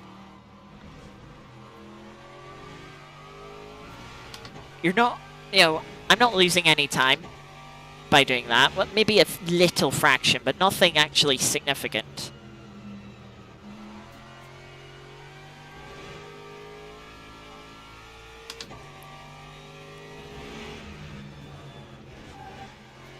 And just by making things a little bit easier for the higher class car, you know, I'm just reducing the risk of an incident happening, of a crash, of the faster car, you know, misjudging it and running into me.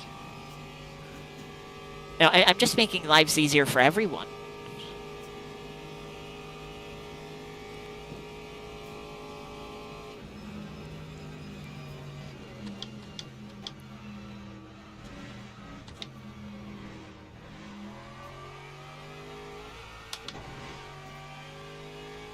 BMW hasn't had a great start to this lap. We've closed in a bit. We've also had a good start. We're up on our delta. Still increasing the gap to the cars behind.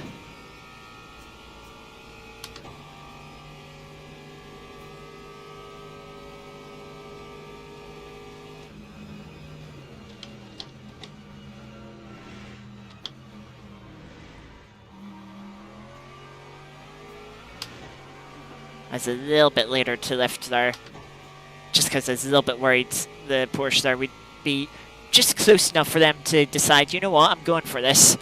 Didn't really want them to. Yeah, they showed some patience, which is nice.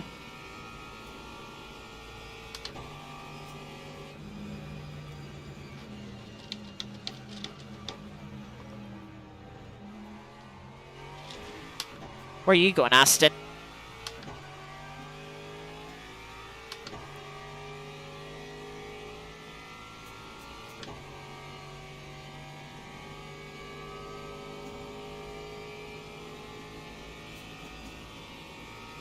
Fight for P3 within the class.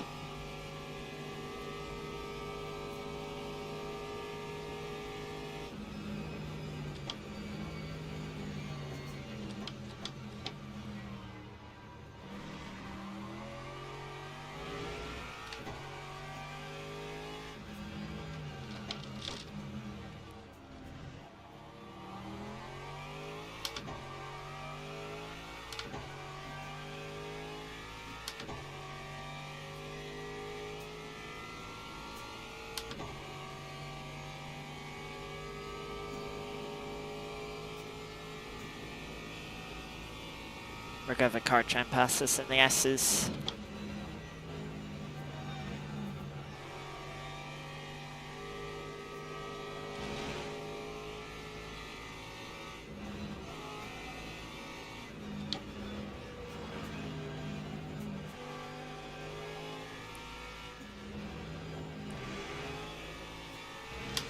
And all was okay, because they did the good move.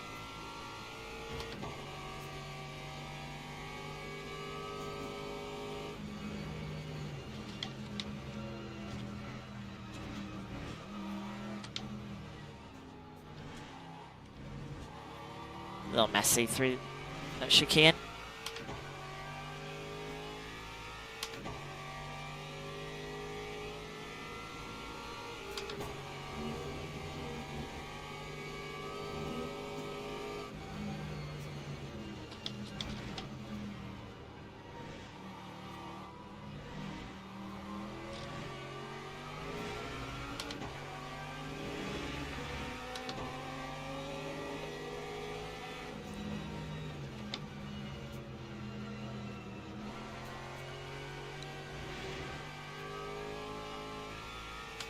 Fortunately, that P2 passing us just compromised our line slightly, cost us a little bit of time.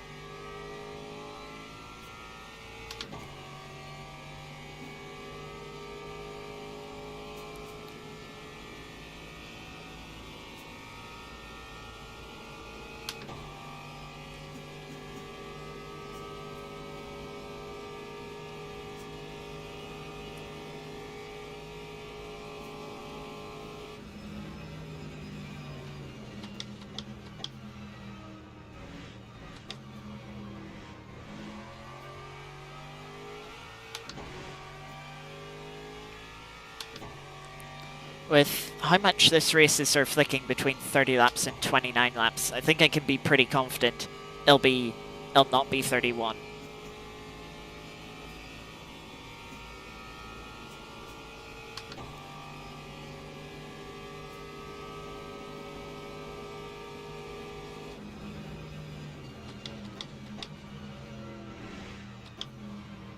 Now, I fully expected the LMP2 car behind to go for that move. If it was me, I absolutely would have.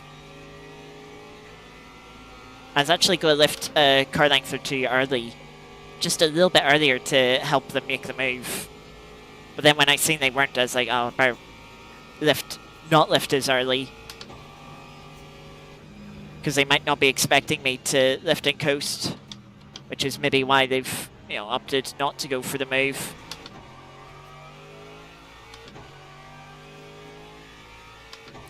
Right, BMW in front of us will be in at the end of this lap.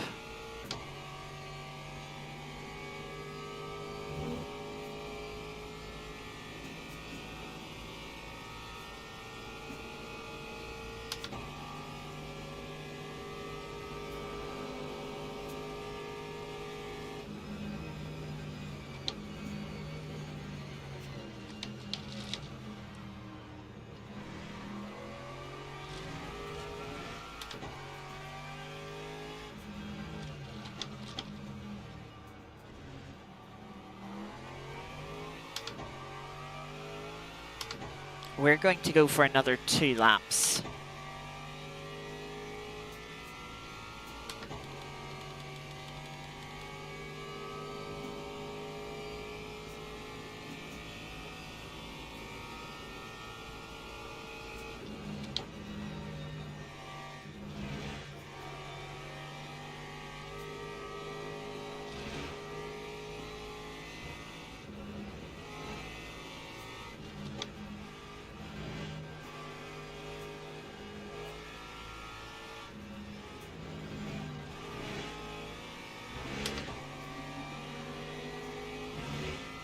I'm glad that BMW was patient. I was a little worried they were going to be like, right, send it. And as predicted, BMW's into the pits. So are a few other cars. They'll need to fill the tank to get to the end of the race.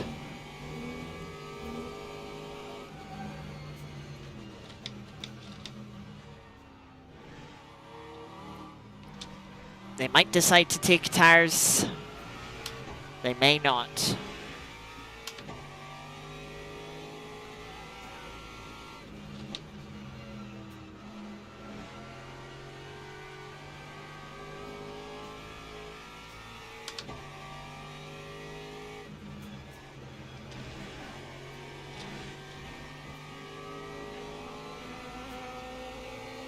Again, the word that P2 was just going to go for a send it move.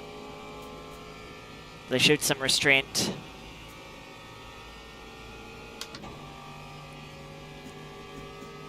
Gap to the cars behind up to nearly 18 seconds. Car behind's doing a lot of fuel save this lap. They didn't save in the first stint. And pitted after 10 laps. But they've decided this stint they're going to try and save and go one lap longer. Of course, when people do that, when you start saving midway through a race that you weren't anticipating to, and you haven't been doing, you know, you just put yourself out of whack a little bit. You know, take yourself out of your rhythm. You're doing something different than you were doing for the whole previous stint. And it usually means that you don't do it as efficiently.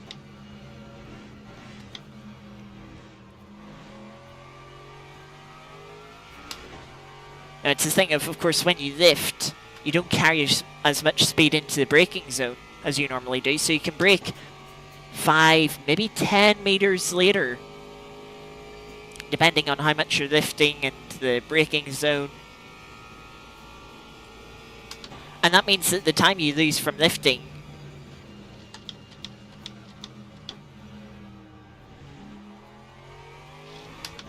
is kept to a minimum.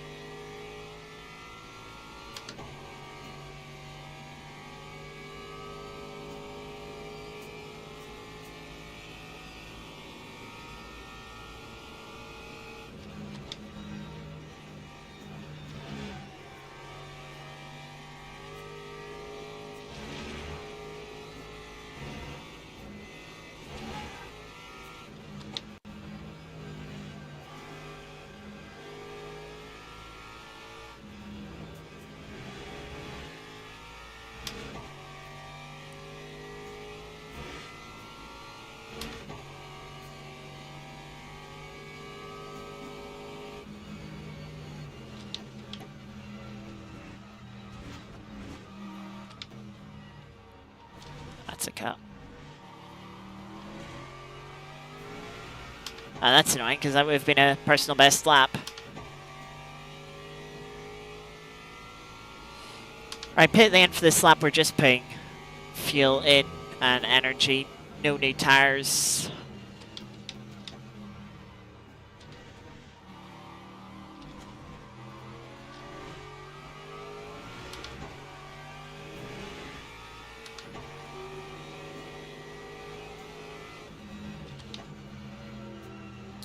Will say I would like a tire off removed during the stop.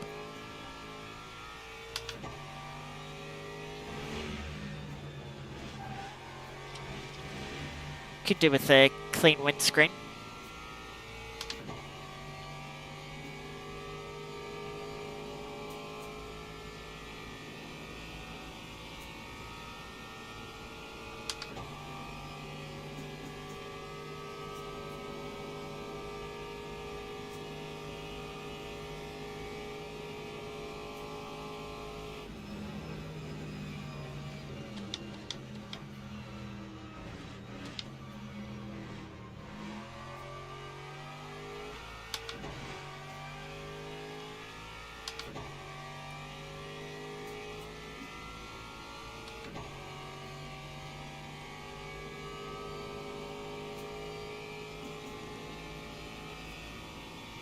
So the car in front of us had about 8% when they came into the pits. I assume they took a full tank, so that's 92%.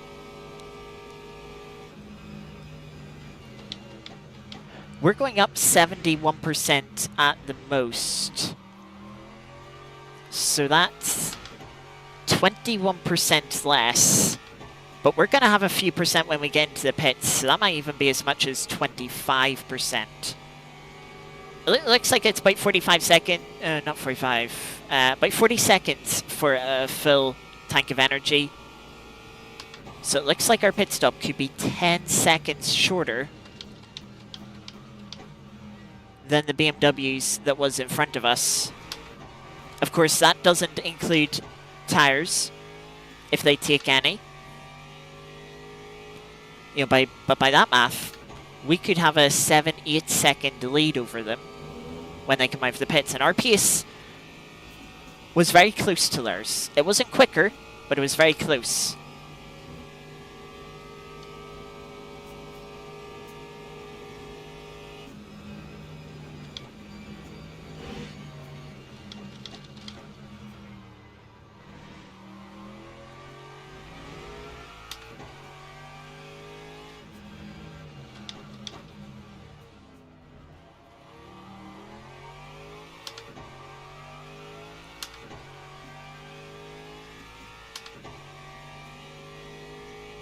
You know, if they changed tires in the first stint, they're no better off than us. If they change tires in the second stint, they'll have lost another either 5 or 12 seconds, plus, of course, the time warming them up.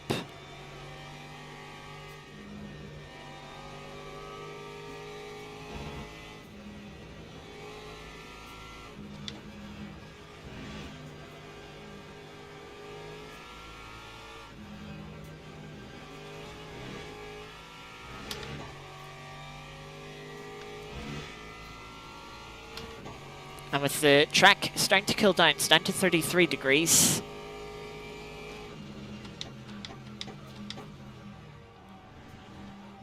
I guess we'll take the proper pit entry this time. A little bit safe.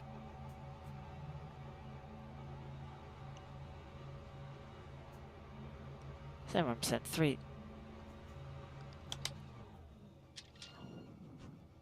Only 27 seconds in the pit box. It was a little bit long, which isn't ideal. Quick drink.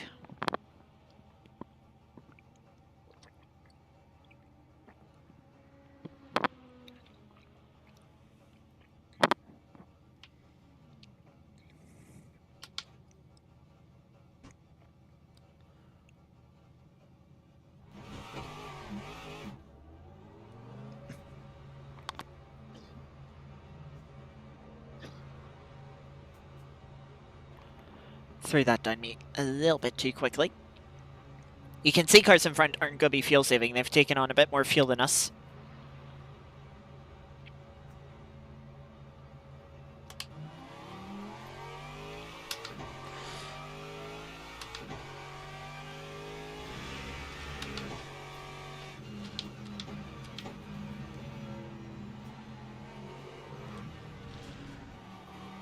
I don't really want to be fighting you right now.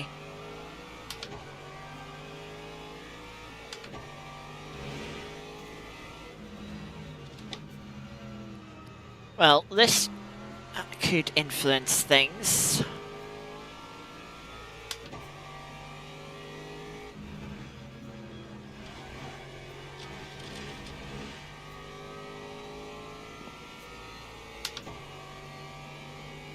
Okay, so the lead, a lot more than I expected. Nearly 24 seconds. They've definitely changed all 4 tires with that.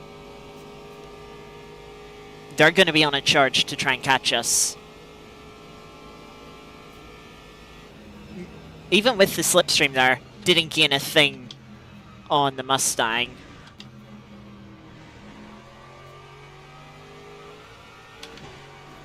So I hope they have the pace to pull away. Otherwise, things are going to be awkward.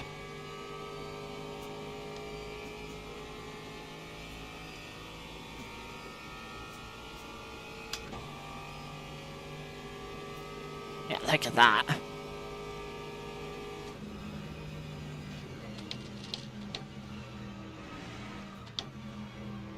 And remember, this Aston is on minimum wing. You literally cannot lower the wing any more than it is currently.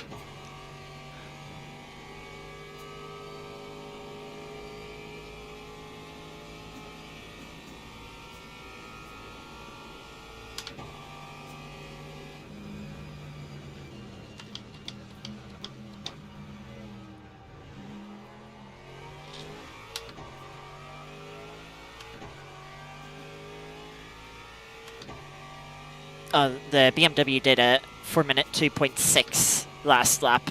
They're on a charge. I mean, even if they're 2 seconds a lap quicker, they shouldn't catch us. Our pace is going to be a little bit slower than it was last stint because we have the same tyres, just a bit more fuel on board.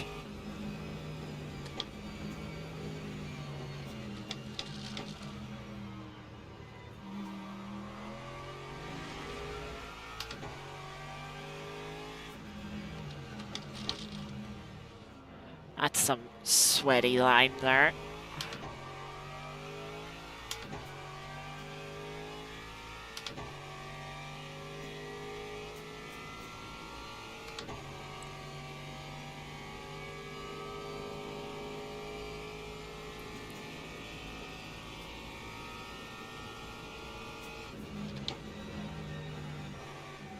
Big slide for the Mustang there. Let's go less 3. But it's probably just going to re-overtake us on the Mulsanne next lap.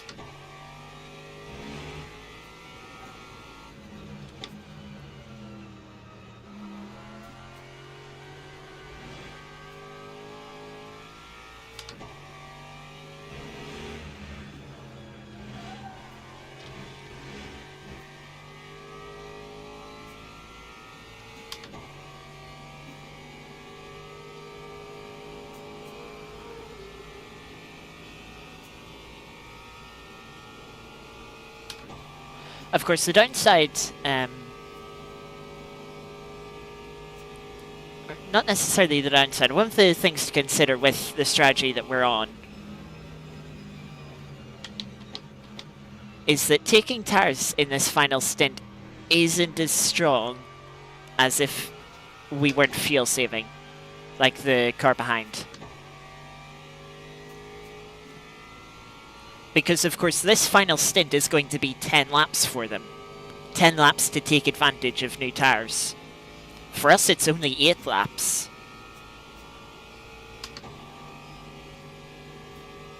You know, so we're a lot less likely to actually benefit from new tyres in this final stint as they would be.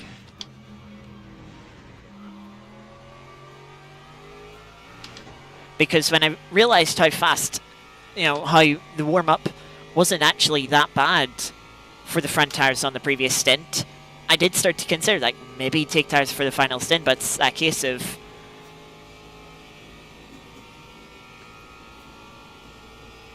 will we make the time back? A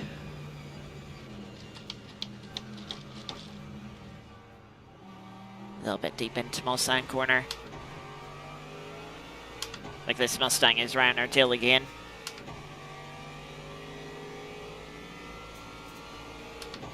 This is where things get awkward. Seems like they're not gonna go for an overtake. They're just gonna sit behind us. Don't know if that is happily sit behind us or reluctantly.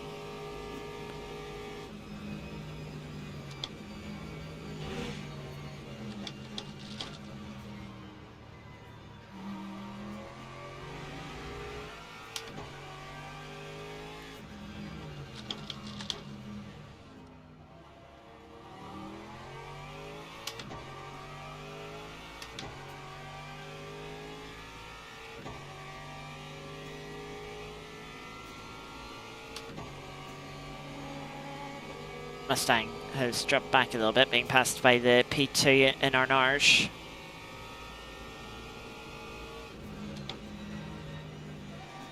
This isn't exactly a great lap for myself. Right up to the hole there. Someone's been off in front. Seen a very brief yellow flag.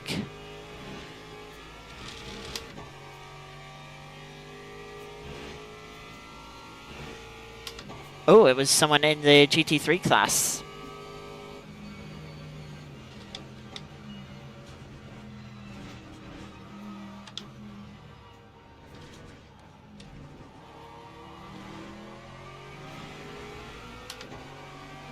BMW. Couldn't head to drive through, is now back into the lead.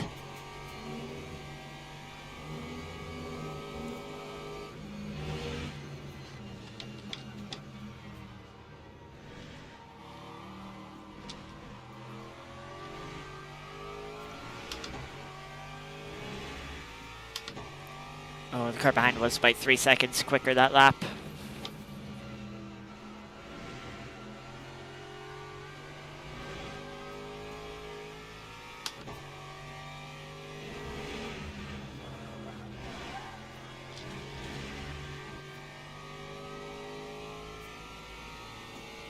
Thankfully, the Mustang has dropped back a little bit.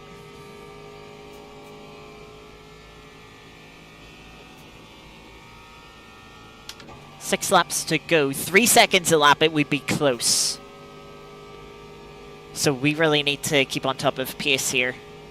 Of course, hitting our fuel number.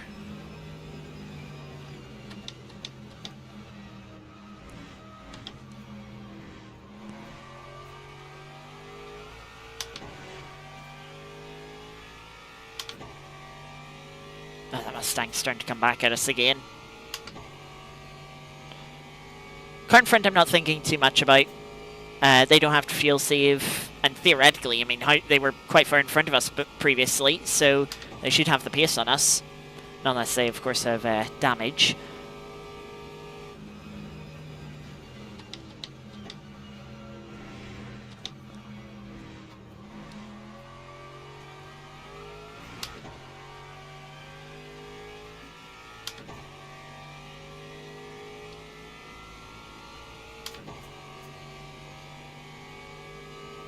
But yeah, we need the BMW to not catch us.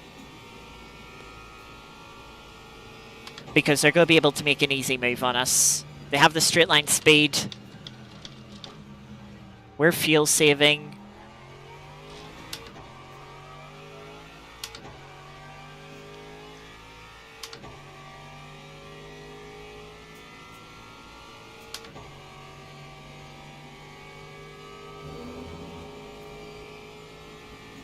Oh, this is a dead prototype.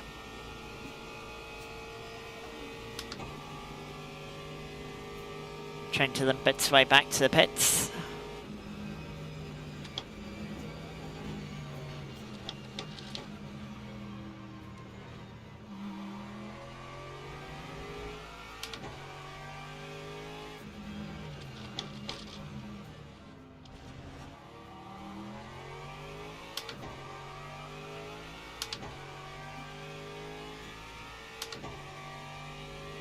Yeah, we certainly have a bit of a problem with this Mustang. It's not a big problem. It's the Mustang's definitely faster than us from Tetra Rouge to the Porsche Curves, but then is a bit slower than us from Porsche Curves to Tetra Rouge again.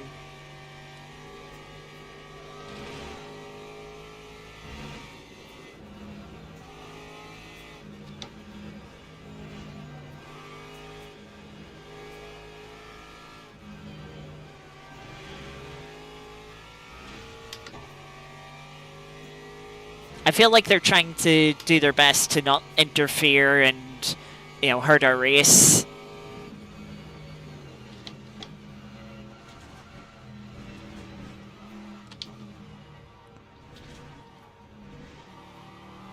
That's sort of the vibe I'm getting from them. That's an easy thing to do. Second quicker than the car in front. Gap's only 4 seconds. We could catch them, which might not be a good thing, because it might just hold us up and push us further towards the car behind. Okay, chance at P4. Technically, yeah. But it's not going to be easy to pass with this fuel saving and natural straight line speed deficit. Mustang, I think, has made another little mistake. Dropped back another second.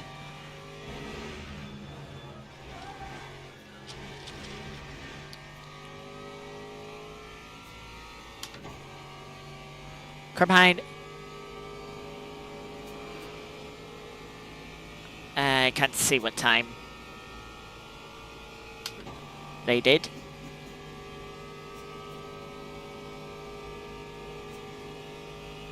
Though I think it was only like 2 seconds they gained that lap. It wasn't 3 seconds.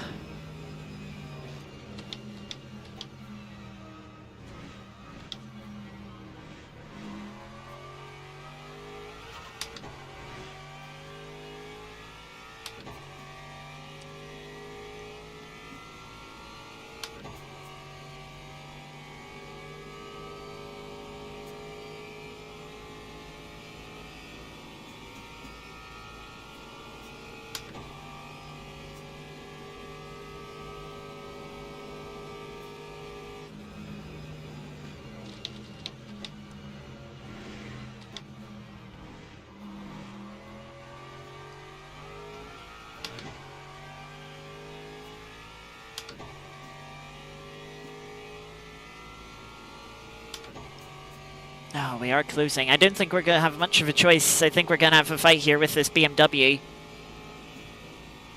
And I don't think it's going to be a good one.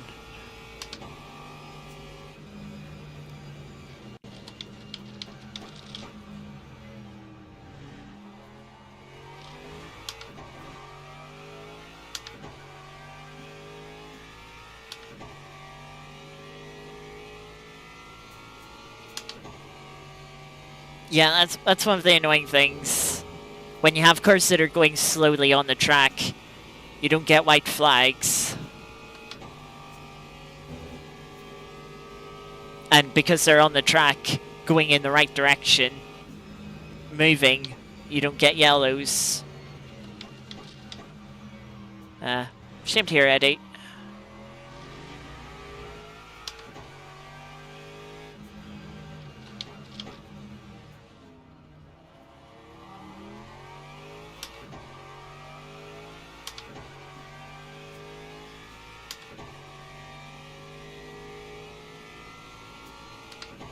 Not long to go left in the race.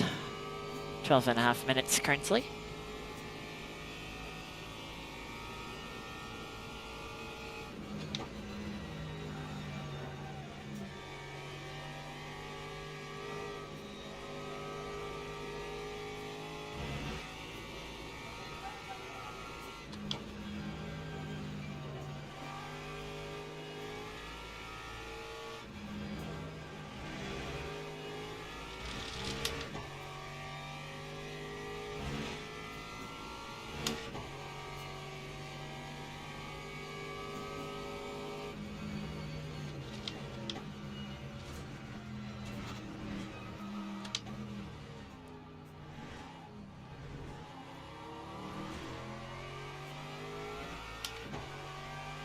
Yeah, Girlfriend I think has picked up the pace a little bit.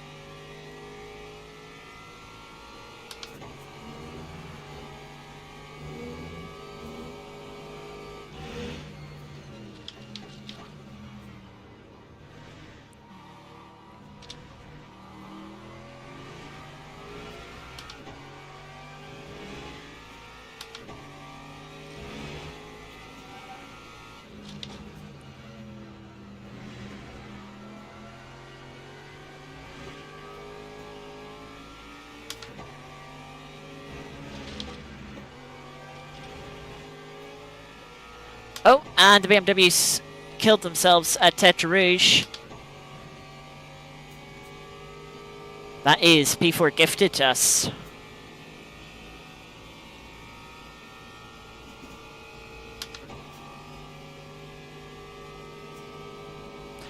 Longest run of clean laps in a race.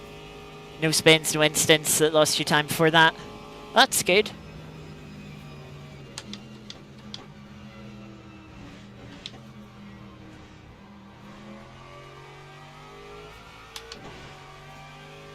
And while there are other straights on them on, you know, there's some very tricky corners. Somewhere it's very easy to make mistakes.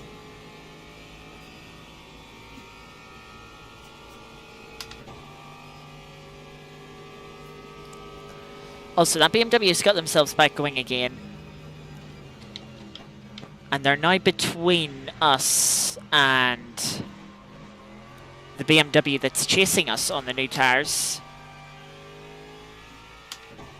And so there's a bit of a chance that they might hold them up.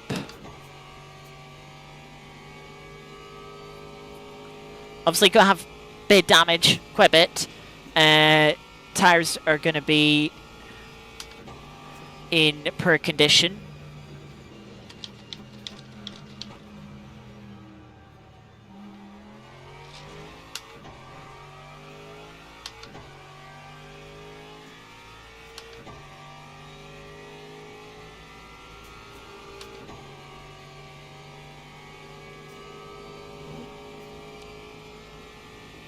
You know, the only reason why they wouldn't hold them, wouldn't have to pass them on track is if they got to the pits before then. But looking at how that gap's coming down, I don't think that will be the case.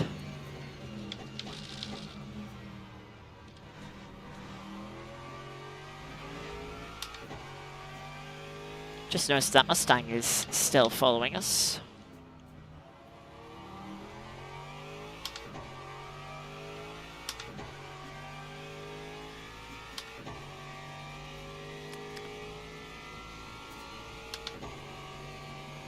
I think the hypercars are on the verge of extending the race by a lap.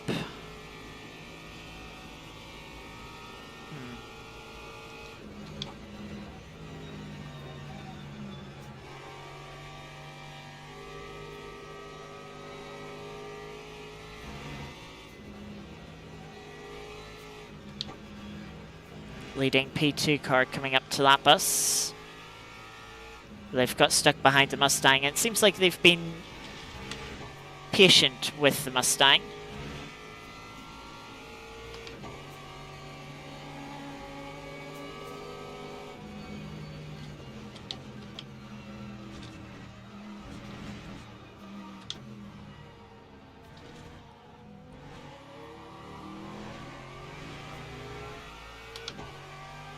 .4.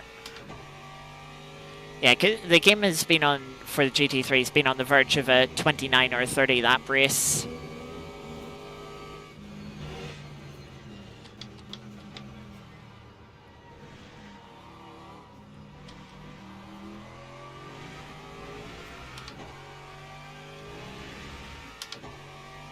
And it's gone to 30 laps currently.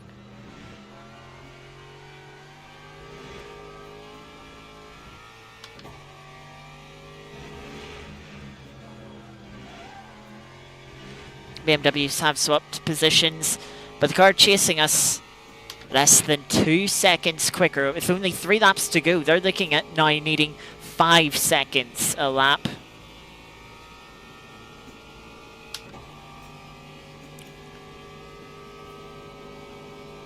Also, at one point out, we're not too far away. We've actually, we gained nearly 2 seconds on the car in front, the Mustang in front. I'm not sure why that is.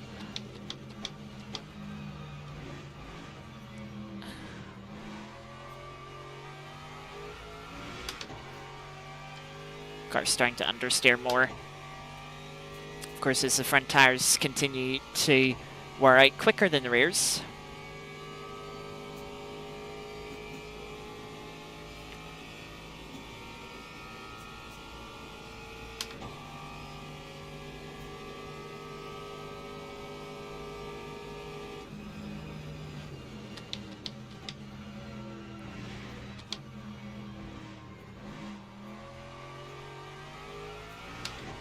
Here comes the Mustang again. The Mustang has invalidated a lot of laps, I must say.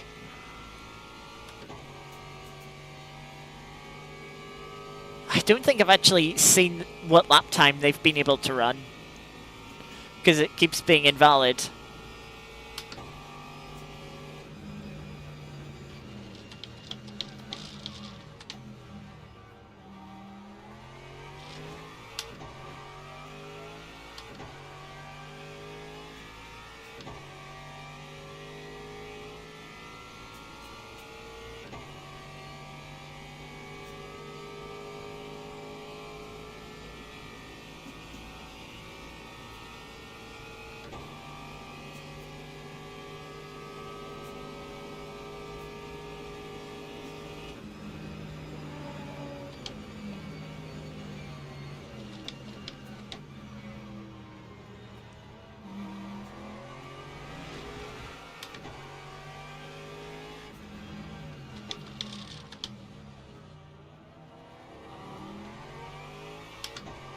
Oh, Mustang got a bad exit there.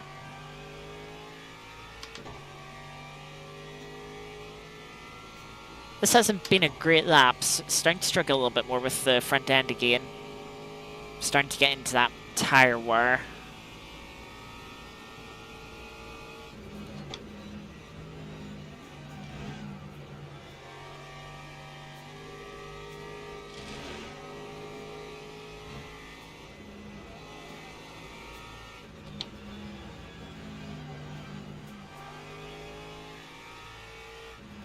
I don't want to know how bad it'd been if we didn't change the front tires in the first pit stop.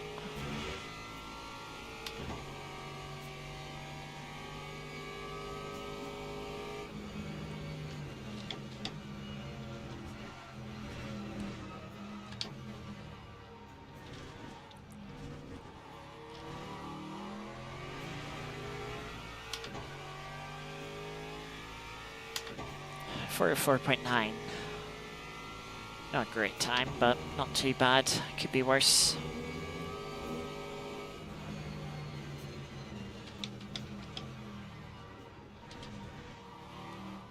Two laps to go.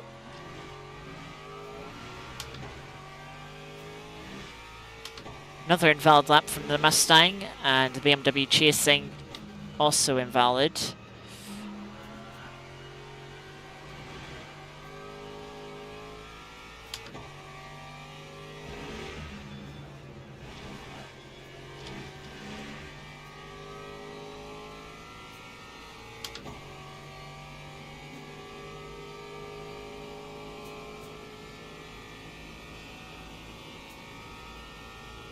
I just spotted a 2 on the mini-map.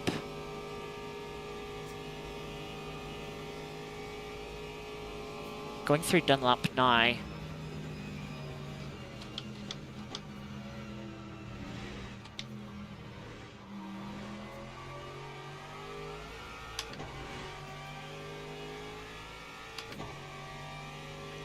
There is a chance.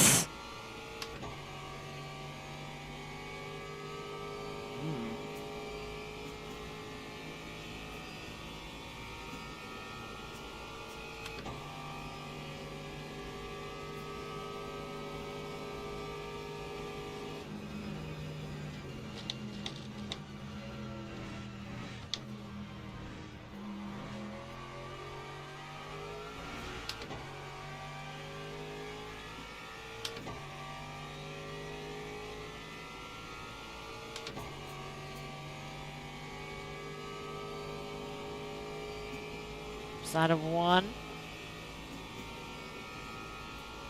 No, that looks like a 7.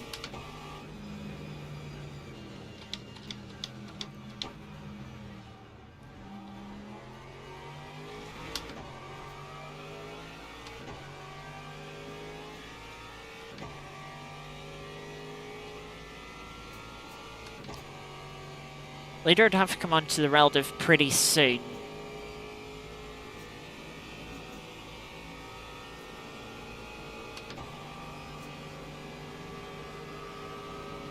Mustang is going to take the place this time. I'll lift early to Let it happen.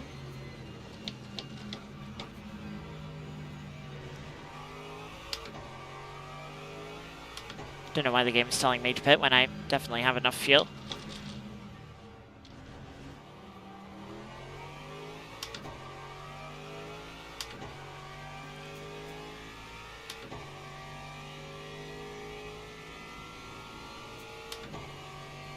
Yes, the leader will not be catching us this lap. 22% VE required.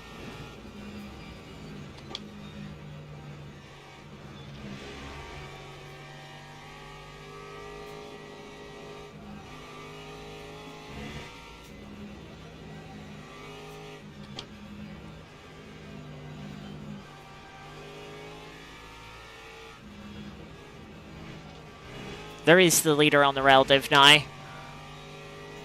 9 seconds back.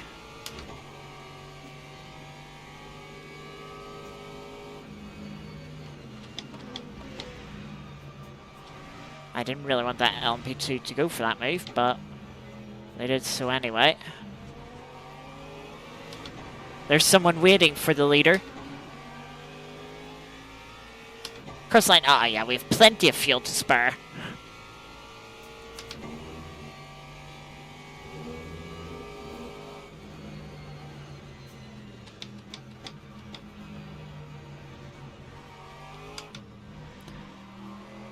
Oh. And the P2 Mustang have crashed. There goes off a Mercedes as well. What's happening on this final lap? I do not know that. Mercedes is going for a rejoin right onto the apex.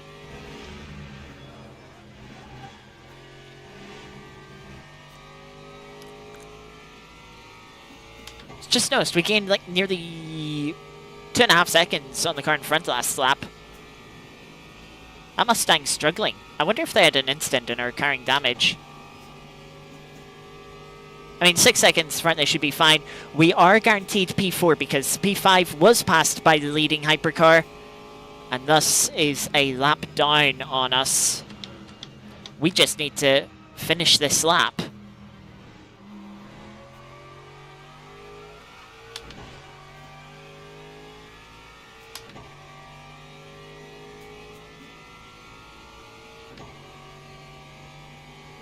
They're lifting.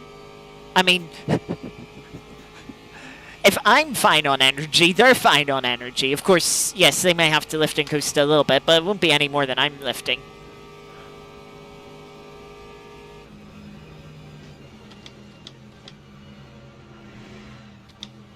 And I actually have half a percent left over. So I don't even need to lift as much as I am lifting.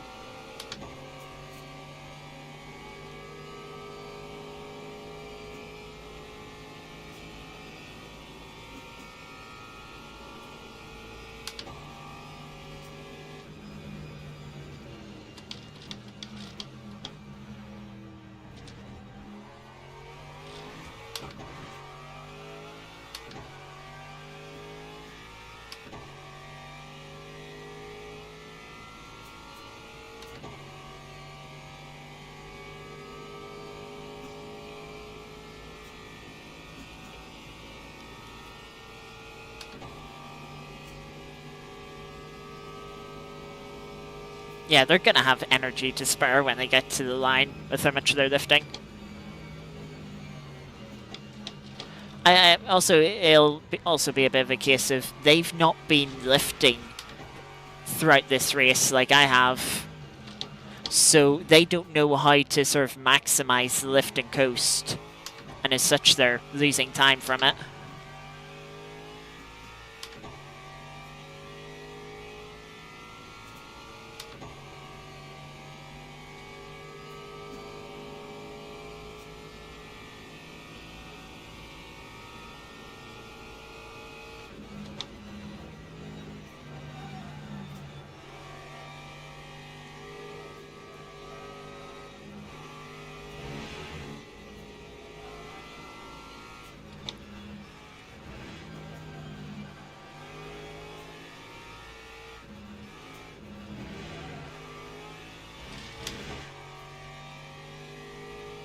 Like, they're lifting so much. If they did that every lap in a stint, they could do a 12-lap stint. That's how much they're lifting.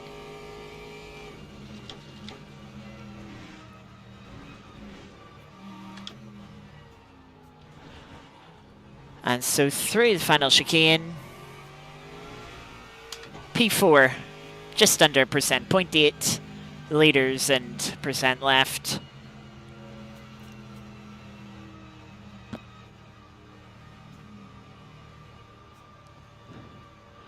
But yeah, clean race, not a lot of fighting. Only real fighting was there in the first stint when we didn't quite have the pace to overtake one of the Mercedes. We were just sort of falling behind in the slipstream. And the car behind us was a little bit quicker, but was sort of just lifting, wanted to follow us, and then made mistakes in doing so. So yeah, not most eventful race, but a good result. I mean, I don't think it could have been any better than that. I mean, look, they were able to do a 4-minute 1.4 in that race, 2 seconds quicker than what I could. You know, I should not have been 2.5 seconds behind them at the line. That's errors. Errors, incidents, or strategy miscalculation. 19th overall, which being the third quickest class is a bit concerning. 7 hypercars finished, 8 on the not on the lead lap.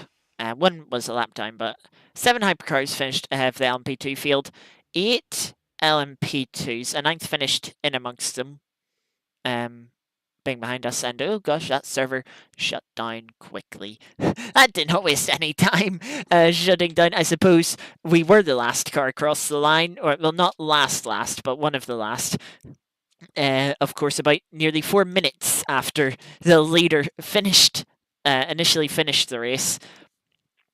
Yeah,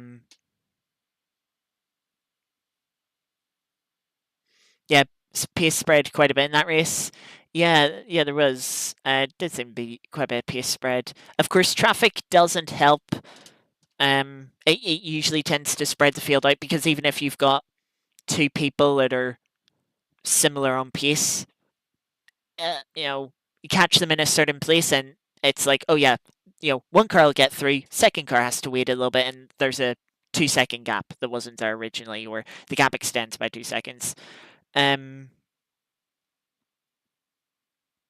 So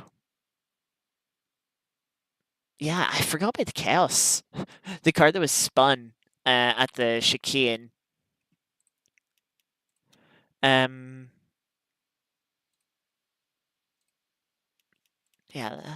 I'll load up the replay quickly. And look at the start. Because I'm curious to know what happened for a car to be spun before the line.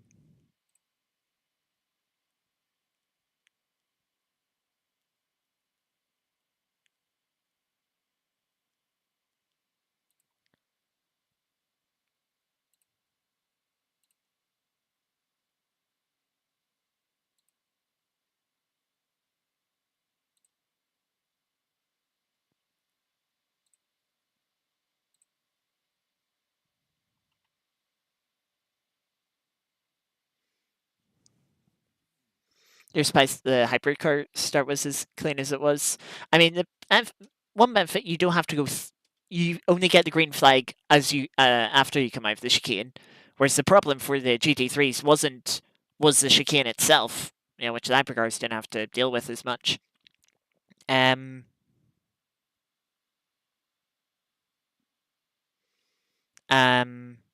The first chicane can be a bit chaotic, but I mean, if people are sensible, it'll be fine.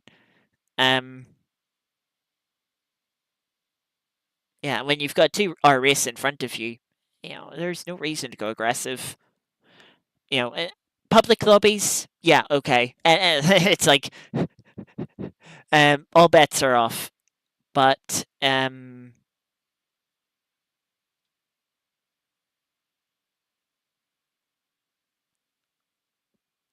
was I gonna say? In a organized community race, it's like, yeah, people are a lot more likely to be a bit sensible and not to do anything anything stupid.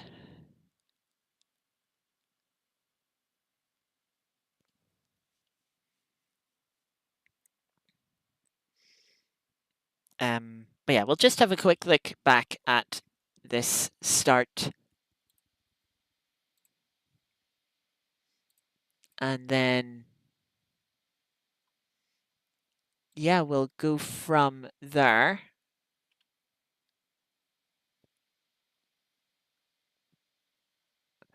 Just waiting for the replay to load up.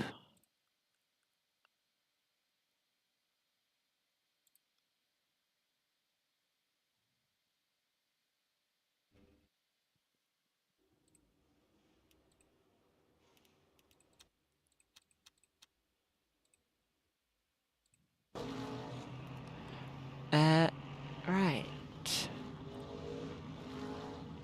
To miss the braking, but I was only like shoving around. Yeah, I suppose. We'll just watch it through from here and then we'll figure out exactly what happened.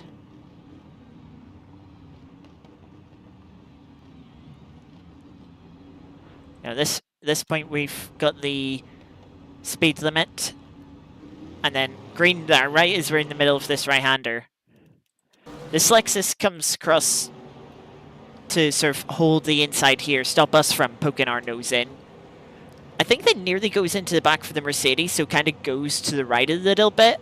And I'm like, okay, fine, I'll you know, cut across the curb here to go round. And I have just... Is that the leader? Oh. Well...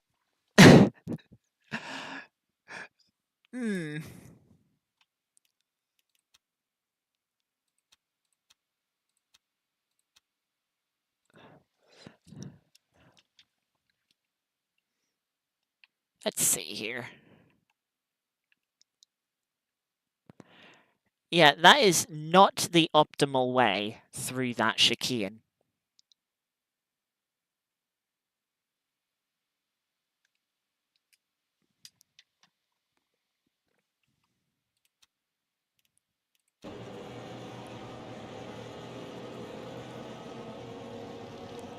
I mean, this is on both of them.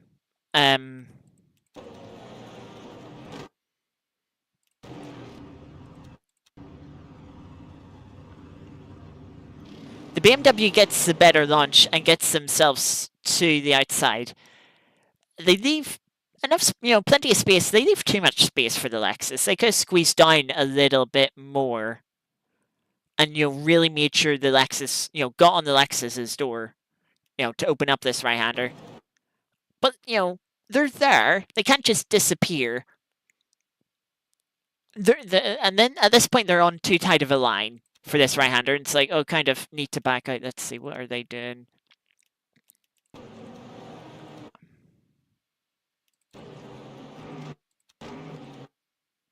They've went in a little bit too hot to the first part.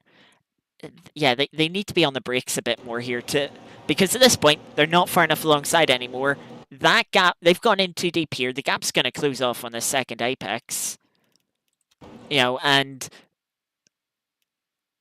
You know, well, even if the Lexus leaves space for the BMW is on too tight of a line. It's not going to work out.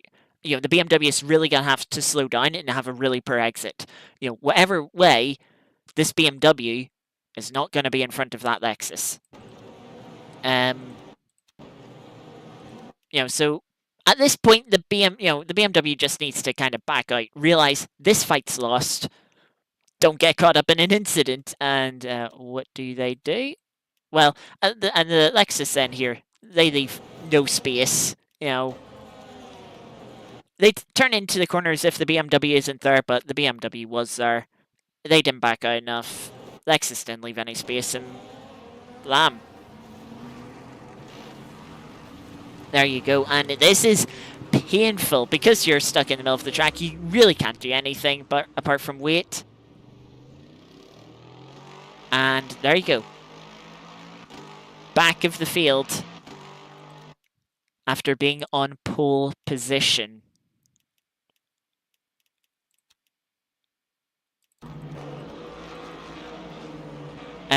Well, I mean, everyone did a good job to take avoiding action.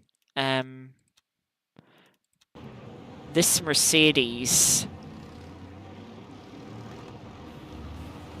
kind of went a bit overkill on the gravel. You know, they could have followed the Mercedes in front of them. But I guess thinking, oh, I can't pass the Mercedes if I follow it. Oh, I'll try and pass on the left. There's just a big gravel trap there. you're not going to do anything there.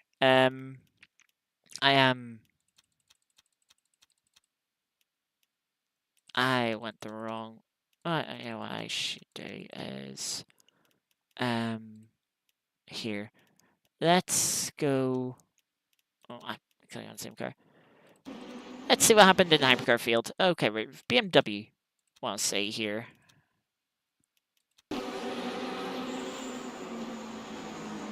Just, you know, fair play to this BMW for committing to the grass, because that might have avoided an incident on the first apex.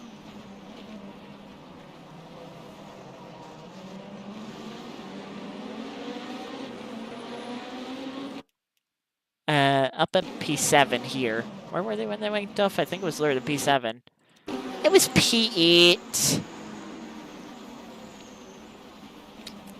A little bit naughty, but, like,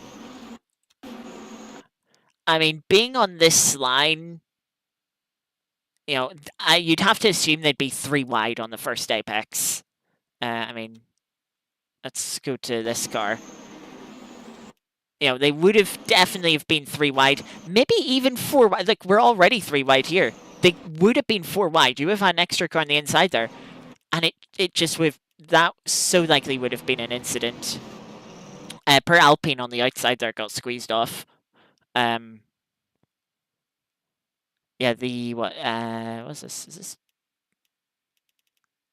Oh, this is Porsche we're on board with. Didn't leave a love room on the inside. Yeah, I mean, the Porsche and the Alpine there kind of got done dirty. Had this Porsche on the inside just sort of squeeze him a bit on the outside. And, well, the BMW was in front of this Porsche. It was behind the other 2 cars that got pushed off, so they have gained a bit of advantage there. It doesn't seem like the game has dinged them for it. Not unless they have a penalty. It's not shown, of course. Now, this Porsche, I noticed, also went off.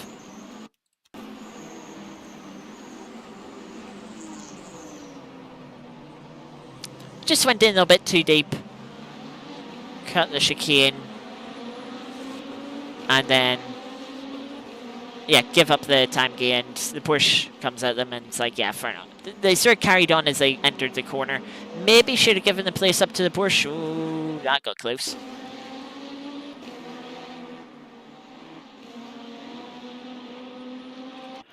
So yeah, that's a relatively good start. So it was.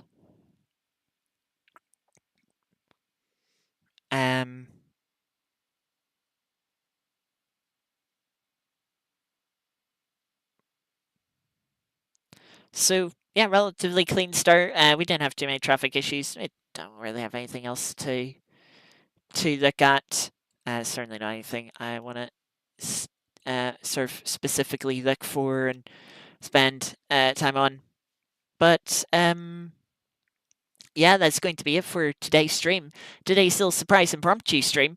Yeah, good race, good fun. Nice to be back in the GT3s. Looking forward to doing a season of these over the next couple of months. That starts on next Friday, Friday the 5th of December. It runs for the next 3 weeks in December, and then the first 3 Fridays in January, taking obviously a week off around Christmas.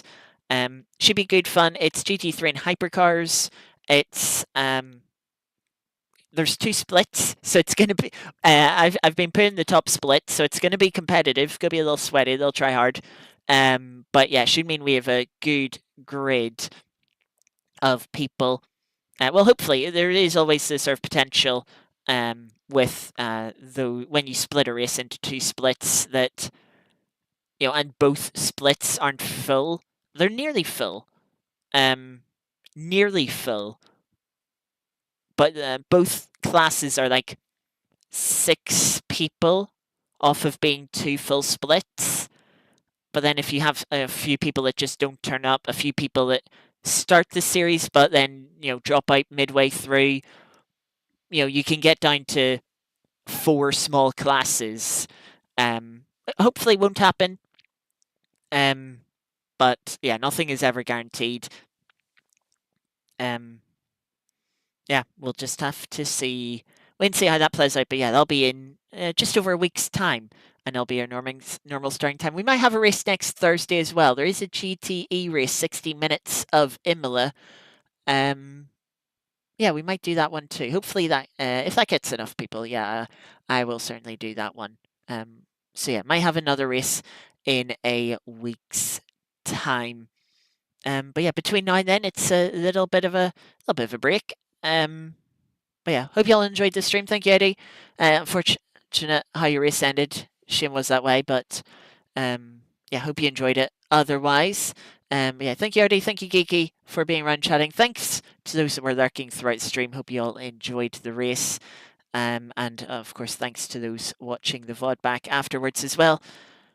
Hopefully, I will see you next week, Thursday or Friday. But yeah, until then, have a good weekend. Have a good start to your next week. Yeah, and until next time, take care. Thank you very much for watching, and I'll see you next time. Bye bye.